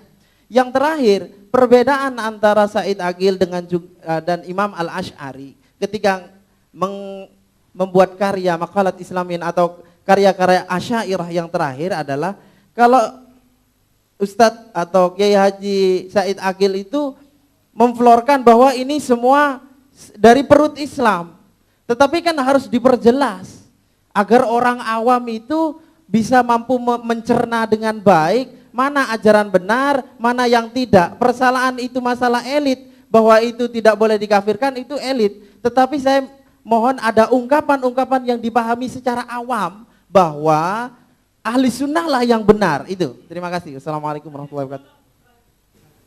Bapak Ibu sekalian, nanti ada termin berikutnya ya, dengan pertimbangan berikutnya. Saya persilakan pada Pak Said. Terima kasih. Yang saya kritik takrifnya, bukan Syekh Hasyim Asy'arinya, bukan. Apakah redaksi ahli sunnah adalah yang mengikuti salah mazhab dalam akidah Asy'ari Maturidi, dalam fikih salah satu mazhab 4 Hanafi Maliki Hambali, dalam tasawuf Junaidi. Apa itu takrif? Jenengan semua tahulah. Takrif itu harus ayyakuna jami'an mani'an, jelas cakupannya, jelas batasannya, harus pakai jenis wal fasl. Kalau jenis dan nauk namanya rosem. Nah, masa ta'rif itu, masa ta'rif punya ahli sunnah adalah yang mengikuti, masa begitu ta'rif itu? Nah, monggo dipikir secara jangan dulu cari emosi. Seandainya ngomong bukan Kiai Hasyim lah, yang ngomong bukan Kiai Hasyim, yang ngomong Pak Husnun yang ngomong. Ahli sunnah adalah yang mengikuti mazhab 4, yang mengikuti mazhab 2 dalam akidah, Asy'ari Maturidi, yang mengikuti Junaidi dan Ghazali dalam tasawuf. Saya kira orang akan mengatakan gombal itu. Karena yang ngomong Pak Husnun. Karena ketika ngomong Kiai Hasyim Asy'ari, dikritik seakan-akan yang kritik itu keluar dari apalah. Padahal saya itu bukan takrif. Maksud takrif kayak gitu? Kita semua ngaji mantek kan, semua munawarah kan semua ngaji. Ayyakuna jami'an mani'an, jenis fasol, kalau jenis nauk namanya rosem. Ya, al-insan haywanun natik itu baru takrif, jami' mani'. Ya itu, jadi bukan saya menghina Kiai Hasyim, tidak. Tapi bahwa itu bukan ta'rif. Monggo dipikir monggo. Kita ngaji mantek semua kan. Ta'rif itu bukan manusia adalah Zaid, Abu Bakar, Agus, Joko. Ya bukan itu ta'rif, bukan. Manusia adalah hayawan, jenis. Tapi hayawan yang bagaimana? Natik, itu batasannya. Hayawan cakupannya, natik batasannya, jami'an mani'an. Wa asy' la yutasawwar illa bil had. Walhad ayyakuna jami'an mani'an. Kan gitu dalam ilmu manteknya itu. Soal saya dengan Kiai Hasyim Asy'ari, saya katakan tadi sampai sekarang pagi dan sore selalu saya baca Fatihah untuk Mbak Hasyim. Sebenarnya rahasia, yaitu rahasia dapur sebenarnya, tapi nggak apa-apa lah. Kemudian saya tidak membela ahli sunnah yang nggak bener dong. Tiap hari saya sampaikan membelain NU. Tak goblok-gobloknya orang yang nggak mau NU itu. Kalau orang mengatakan saya sholat hanya berdasarkan Quran dan hadis, goblok. Kita nggak mungkin sholat kalau tanpa fikih. Kita nggak mungkin haji kalau tanpa manasik. Kita nggak mungkin baca Quran benar kalau tanpa tajwid. Tajwid itu baru ada tahun 200 yang ngarang tajwid namanya Abu Ubaid Qasim bin Salam yang wafat tahun 224. Baru ada tajwid tahun 200-an. Artinya bid'ah itu tajwid tuh. Baru ada tajwid tahun 200. Nah, tapi kita nggak bisa baca Quran dengan benar kalau tanpa bid'ah tajwid. Saya ngomong gitu setiap ceramah itu saya ngomong gitu. Malah ngomongnya di mana? Di kantor Muhammadiyah, Cikini. Di kantor Muhammadiyah saya ngomongnya itu. Tidak, ya, tapi nggak dengan bahasa goblok enggak. Kita tidak bisa melaksanakan, mempraktekkan ibadah tanpa fikih karena Quran dan hadis tidak mengandung juknis dari praktek ibadah. Saya berani taruhan kalau ada orang pergi haji tanpa ikut seseorang, nggak akan sesat pasti. Nggak bisa cari Arafah, Muzdalifah, Mina dan gimana caranya balang, gimana caranya tawaf kalau tanpa yang ada yang diikutin. Lah, ada yang diikuti itu namanya taklid namanya. Haji ikut orang, cara tawafnya, cara balang, namanya taklid. Itu saya ngomong gitu di kantor Muhammadiyah Cikini. Ada Din Syamsuddin, ada Agung Gumelar, ada Pak Tiasno, ada Ria Mizaria Kudu, ada dan sebagainya. Walhasil yang saya hadapi lebih besar lagi itu. Kemudian saya menghujat sahabat. Bukan saya, Ustadz. Nerjemah dari kitab ini. Al-Imam Wasyasih bin Qutaibah Ad-Dinawari. Jangan Ad-Dainuri bacanya, Dinawari. Jangan Ad-Dainuri, enggak ada kota Dainur, ada Dinawar. Al-Asma'i, enggak ada Asma'i, Asma'. Az-Zabidi, bukan Zubaid, Zabid. Apalagi, jadi silakan baca ini. Al-Imamah Wasyasah Ibnu Qutaibah Ad-Dinawari. Ini ahli sunnah tenanan nih. Bukan kitab Syiah, bukan. Saya pun heran. Sayyidina Ali dengan Muawiyah kirim surat saling syatem, saling ngenyak, saling misuh-misuh lah. Ya aduwallah. Oh, ya. Enggak ada suratnya. Ketika kirim surat pada Muawiyah. Mohon bisa diselesaikan. Ya. Moga ya. Baca dulu Habib ya, baca dulu Habib. Kemudian saya bukan hujat Nabi, saya mengatakan orang Arab ternyata belum siap menghilangkan kesukuan. Begitu Rasulullah wafat, mulai intrik kesukuan mulai muncul, walaupun belum sangat. Sangatnya nanti puncaknya Bani Umayyah, Bani Abbasiyah, Bani Saljuk, Bani Buweh, itu kan sudah suku itu namanya. Ketika Sayyidina Ali, ketika Rasulullah, Sayyidina Ali tidak pernah mengatakan Al-Hashimi, nggak pernah. Ali Al-Murtado. Abu Bakar As-Siddiq, bukan Al-Taimi. Umar Al-Faruq, bukan Al-Adai. Artinya suku itu nomor berapa lah? Apa namanya? Fam itu loh. Nah, setelah Rasulullah wafat sudah mulai muncul ada pertimbangan kesukuan. Apalagi ketika tim formatur 6 orang yang akan mengganti Sayyidina Umar. Itu udah pertimbangan sukunya besar sekali. Sayyidina Tolha mengatakan, saya nggak mungkin. Saya kan dari Adi. Masa Adi? Umar dari Adi, saya Adi. Nggak mungkin. Adi lagi nggak mungkin. Nah, kalau Sa'ad bin Abi Waqqas, saya dari keluarga Zahroh. Nah, keluarga yang kecil, nggak berwibawa, nggak mungkin. Kata Zubair, saya dari Bani Hashim. Ada Ali, nggak mungkin saya jadi. Kata siapa lagi? Abdurrahman bin Auf, saya dari Bani Umayyah. Ada Utsman. Walhasil pertimbangan suku muncul lagi. Ketika zaman Rasulullah tidak ada orang bangga dengan suku, malah malu kalau mengatakan suku itu, malah hilang. Abu Bakar As-Siddiq, Umar Al-Faruq, tidak pernah Abu Bakar At-Taimi, Umar Al-Adi, nggak pernah. Sayyidina Ali pun nggak pernah Al-Hashimi, nggak. Ali Al-Murtado. Walhasil bukan nabinya yang saya kritik, masyarakatnya yang saya kritik. Orang Arabnya yang sulit diatur, gitu loh. Atau ternyata Mbah Hasyim Asy'ari kurang berhasil, orang masih banyak nolak NU. Ya bukan Hasyim Asy'arinya yang salah, masyarakatnya loh. Gitu. Ya, ini kalau yang membunuh Sayyidina Utsman saya katakan Muhammad bin Abu Bakar masuk. Begitu pegang Sayyidina Utsman, kepalanya Utsman melihat, oh kamu Muhammad dah. Kalau bapak kamu tahu apa yang kamu lakukan, niscaya bapak kamu marah. Keluar Muhammad, nggak jadi membunuh. Datang 2 orang yang sampai sekarang namanya nggak jelas siapa. Itulah yang membunuh Sayyidina Utsman. Udah Muhammad memang sudah akan bunuh. Udah masuk pegang kepalanya Utsman. Karena suratnya Sayyidina Utsman itu kepada Abdullah bin Abi Sarah, kalau surat ini kamu terima, bunuhlah Muhammad bin Abu Bakar. Tangkap Muhammad bin Abu Bakar dan bunuh. Perintah surat palsunya, surat yang dibawa oleh budak hitam yang ketahuan di tengah jalan di rombongan Mesir. bahwa saya bahasanya kasar itu baru saya baru datang dari luar, bahasa barangkali kasar barangkali. Nanti saya halusin lah, saya berhalusin. Gitu aja ini. Ya. Kemudian ahli sunnah wal jamaah itu adalah sejak zaman sahabat. Ya jelas dong. Saya pun mengatakan NU itu yang persis zaman Rasulullah, NU ini. Yang persis zaman Rasulullah, NU ini. Contohnya sahabat memuji Rasulullah diam. Ka'ab bin Zuhair banat Su'ad. Inna Rasulullah sayfun yustadha'u bi Muhammadun min sufillahi maslulu fi usbatin min Quraisyin qala qailuhum bi batni Makkah lama aslamu zulu zalu fama zala ankasun wala kusufu 'inda liqa'i wala min ma'azilu Syamul Aronin Abdullah Busuhum minas Dawud fil Haja Sarobilu la yafrahuna idza nalat rimahuhum qauman wala isma jazi'a idza nilu. Itu saya hafal banat Su'ad, muji-muji Rasulullah sampai dikasih selimutnya. Selimut itu bahasa Arabnya burdah. Maka setiap ada qasidah yang intinya memuji Rasulullah disamakan qasidatul burdah. Artinya memuji Rasulullah adalah sunnah takririyah. Goblok. Saya selalu mengatakan goblok itu pada Muhammadiyah, goblok bukan pada. Itu namanya sunnah takririyah goblok. Artinya NU ini persis seperti yang diperoleh oleh NU adalah yang terjadi ketika zaman Rasul. Jadi memuji Nabi Muhammad itu, baca maulid Nabi, baca Dewa Barzanji, sunnah. Apalagi bid'ah malah sunnah takririyah. Habib Lutfi di bawah malah ngomong wajib malah. Habib Lutfi malah, waktu saya ngomong di Magelang sunnah, malah wajib itu bukan sunnah. Ya udah wajib lah udah.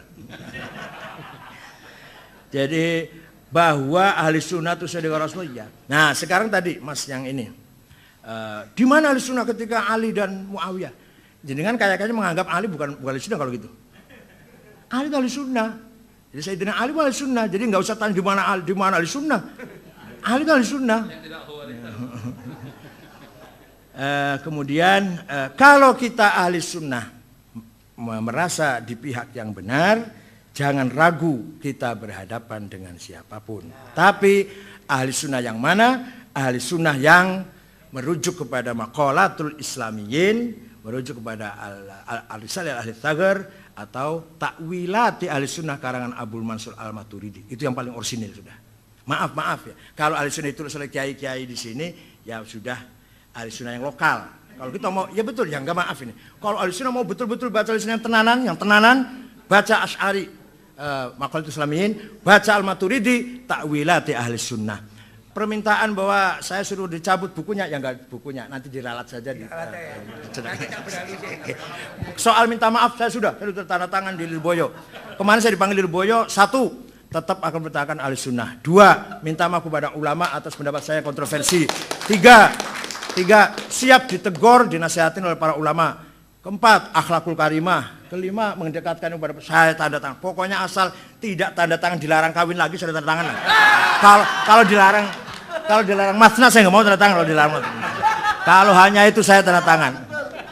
Tolong dihormati dulu, biar beliau bicara dulu. Assalamualaikum warahmatullahi wabarakatuh. Pertama saya kenalkan kepada Ustadz Said Agil Sirot. Nama saya Ahmad bin Zain Al-Kaf.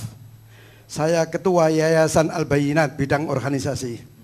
Dan saya Awan Syuriah NO PWNO Jawa Timur.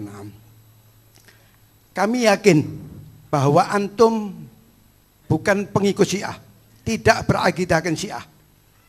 Namun catatan di tempat kami, istilahnya di komputer kami penuh nama-nama antum, laporan-laporan mengenai antum yang isinya komentar-komentar antum yang sifatnya membela Syiah. Di mana komentar-komentar tersebut sangat merugikan ahlus sunnah, khususnya kaum Nahdliyin. Sehingga banyak, bisa dikatakan 95% pengikut Syiah adalah Nahdliyin, kaum Nahdliyin yang digerogoti oleh antek-antek Syiah. Perlu Anda perkenalkan yang hadir di sini adalah pejuang-pejuang ahli sunnah dari Nahdliyin semua. Dari Bangil, dari Jember, dari mana-mana, dari Surabaya dan sekitarnya dari Jawa Timur sini. Nah, mereka merasa sakit hati kepada Syiah dan mereka sudah berhadapan tinggal bunuh-bunuhan saja. Dan mereka lebih sakit hati lagi kepada pengurus PBNU, di mana mereka sudah berhadapan akan bunuh-bunuhan, pimpinan kita justru rangkulan dengan orang-orang Syiah. Kami tahu di belakang itu adalah fulus. Kami tahu dan kami berani bersumpah karena kami ada orang kami di dalam Syiah. Kami mempunyai data untuk antum ketahui. Antum sebagai orang BWH, Saya dapat uang. kami tidak mau membuka rahasia seseorang. Bahwa dekatnya tokoh-tokoh kita NU di sana adalah karena fulus. Dan ini sebagian diakui karena katanya bantuan dari luar negeri semua sudah diambil sama Gus Dur, tinggal yang dari Iran saja yang masih masuk. Wallahu alam, ini betul tidaknya. Antum lebih tahu. Untuk itu kami minta kepada antum agar segera memutuskan hubungan sama mereka. Berapa sih mereka itu? Apa keuntungannya? Antum dekat dengan mereka, berapa banyak kaum Nahdliyin yang digrogoti sama mereka. Tiap hari kita ini ngepuk-ngepuk, jangan sampai kita ini digrogoti. Tapi dari atas justru kita ini ditikam dari belakang oleh tokoh-tokoh kita. Tolong fadlan, minta tolong atas nama warga Nahdliyin di Jawa Timur, tolong putuskan hubungan dengan Syiah. Kami 20 tahun bendung, jogo, nojo sampai diserobon beung Syiah. Tapi antum kasih jalan mereka untuk grogoti kita. Saya bukan Syiah, karena Syiah itu udah ada definisinya. Atba'u aliyin alladzina ya'taqiduna bi imamatihi nasson wa ta'yinan. Lah saya tidak percaya, saya enggak percaya itu, enggak percaya itu. Saya bukan atba'u aliyin alladzina ya'taqiduna bi imamatihi nasson wa ta'yinan, bukan. Bahwa orang Syiah itu yang harus meyakini Ali itu jadi khalifah dengan dasar wasiat dari Rasulullah. Nek aku mati gantinya Ali. Saya nggak percaya itu. Ali mau mati, nek aku mati gantiku Hasan. Saya nggak percaya itu. Hasan mau mati wasiat ganti saya Husain. Husain mau mati wasiat ganti saya Ali Zainal Abidin. Ali Zainal Abidin wasiat ganti saya Muhammad Bakir. Muhammad Bakir wasiat ganti saya Ja'far. Ja'far wasiat ganti saya Musa Al-Kazim. Musa Al-Kazim wasiat ganti saya Ali Ridho. Ya itu saya hafal, itu saya hafal. Lah tapi saya nggak percaya dengan itu semua. Dan saya tidak percaya ismatul a'immah. Dan saya tidak percaya awwal wajibin al insan ma'rifatul imam. Itu Syiah itu. Kalau saya tidak. Kalau kita tidak. Awwal wajibin al insan ma'rifatul ilah. Kalau Syiah ma'rifatul imam. Wa man lam ya'rif bil imam kafar. Itu saya nggak percaya itu. Jadi saya bukan Syiah yang jelas. Hanya dalam pembahasan ilmiah, analisis ilmiah sejarah, kita tidak bisa menyampingkan peranan Syiah dalam dakwah. Dalam sejarah loh Pak, dalam sejarah. Syiah juga pernah perang dengan nggih. Ya.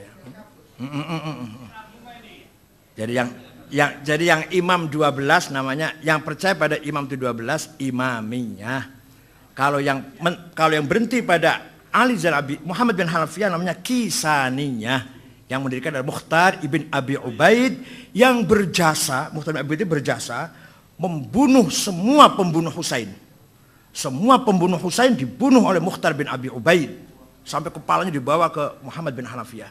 Nah, tapi berhenti di situ. Kalau yang sampai Muhammad Al-Baqir kemudian Ali Zainal Abidin kemudian mengangkat Zaid, namanya Zaidiyah.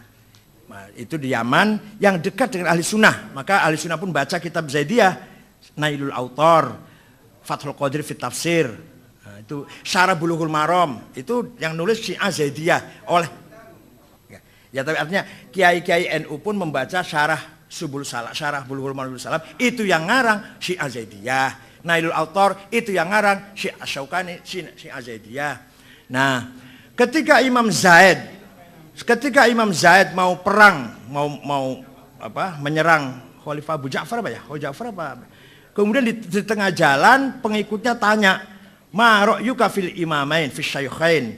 Pendapat kamu tentang Abu Bakar Umar bagaimana? Imam Zaid mengatakan berdua itu adalah orang baik, laki-laki itu adalah orang baik. Idzan nahnu rafadnak. Kalau demikian kami menolak kamu. Kemudian pecah. Nah, yang pecah itu namanya Rafidhah. Dari kata mereka idzan rafadnak. Itu asal mulanya gelar Rafidhah. Kemudian sampai Ja'far Shadiq putra pertama namanya Ismail. Tapi Ismail ini wafat sebelum Ja'far. Tapi begitu Ja'far Shadiq mati, kata orang tetap pengganti Ja'far Ismail, walaupun Ismail itu mati sebelumnya Ja'far, itulah Ismailiyah. Berhenti di situ, Imam. Namanya Sab'iyah 7. Nanti pecah jadi 2. Yang sekarang ada Nizariyah, ada Bahroh. Bahroh di Bali ada, di India banyak. Nizariyah pecah lagi jadi Nusairiyah dan Alawiyah. Dan Alawiyah Hafidh Asad. Alawiyah, kalau Bahroh Nizariyah jadi Duruz, Walid Jumblat, Kamal Jumblat.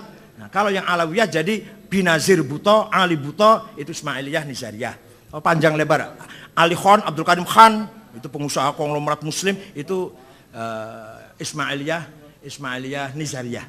Nah, yang terus sampai 12 namanya Imamiyah atau Ithna Asyariyah. Yang kalau kita akui secara jujur, mereka berjuang melawan Israel, membela Palestina sekarang. Itulah Ithna Asyariyah. Assalamualaikum warahmatullahi wabarakatuh. Alhamdulillah, seluruh yang hadir saya doakan hidupnya diberkahi Allah. Panjang umur, murah rezeki. Diskusi yang akrab penuh kekeluargaan ini dapat saya simpulkan satu, bahwa akhina billah Kiai Haji Profesor Dr. Said Agil Sirot adalah bukan orang Syiah. 2, dia adalah orang NU asli, tetap berpegang kepada nilai-nilai salaf, berpegang pada kitabullah, sunnat Rasul, dan ijma'nya para sahabat. Adapun ada sisi-sisi beda adalah dalam kajian pemikiran dan sudut pandang. Kepala sama berambut, kecerdasan beda. Bismillahirrahmanirrahim. Alhamdulillahirabbil alamin. Hamdan yuwafi ni'ama wa yukammu mazida. Ya Rabbana lakal hamdu kama yanbaghi li jalali wajhika wa 'azimi sultanik. Allahumma salli wa sallim wa barik ala sayyidina Muhammadin nurid dat wa sirris sari bisairil asma'i was sifat. Allahumma salli ala sayyidina Muhammadin al-fatih lima ughliqa wal khatim lima sabaq. Nasilil haqqi bil haqq wal hadi ila siratikal mustaqim wa ala ali haqqa qadrihi wa miqdaril azim. Allahumma sallimna min fitnati hadhiz zaman. Allahumma sallimna min fitnati hadhiz zaman. Allahumma sallimna min fitnati hadhiz zaman. Allahumma dina siratal mustaqim, siratal anbiya'i wal mursalin. Allahumma dina siratal mustaqim, siratal ulama'i was salihin. Allahumma inna nas'aluka al-afwa wal afiyah fid dunya wal akhirah. Allahumma inna nas'aluka bi anna ashhadu annaka antallahu la ilaha illa antal ahadus samad alladzi lam yalid wa lam yulad wa lam yakul lahu kufuwan ahad. Allahumma la ilaha illallah wa antal mannan badi'us samawati wal ardi tal jalali wal ikram. Allahumma yassir lana umurana ma'ar rahati liqulubina wa abdanina wassalama wal afiyah fi dinina wa dunyana. Ya Allah ya Rahman, ya Rahim, ya Fattah, ya Alim, ya Razzaq, ya Karim, ya Sami, ya Basir, ya Adim sultan, ya Qadim al-Ihsan, ya Daiman Na'ma, ya Basit al-Rizki, ya Kathir al-Khairat, ya Wasi al-Ata, ya Dafi al-Bala, wa ya Sami ad-Du'a, ya Hadiran laysa bighaib, ya mawjudan inda syada'id, ya khawfiyal lutfi, ya latifat sun'i, ya haliman la yajad. Wa sallallahu ala sayyidina Muhammad wa ala alihi wa sahbihi sallam. Alhamdulillah. Wassalamualaikum warahmatullahi wabarakatuh.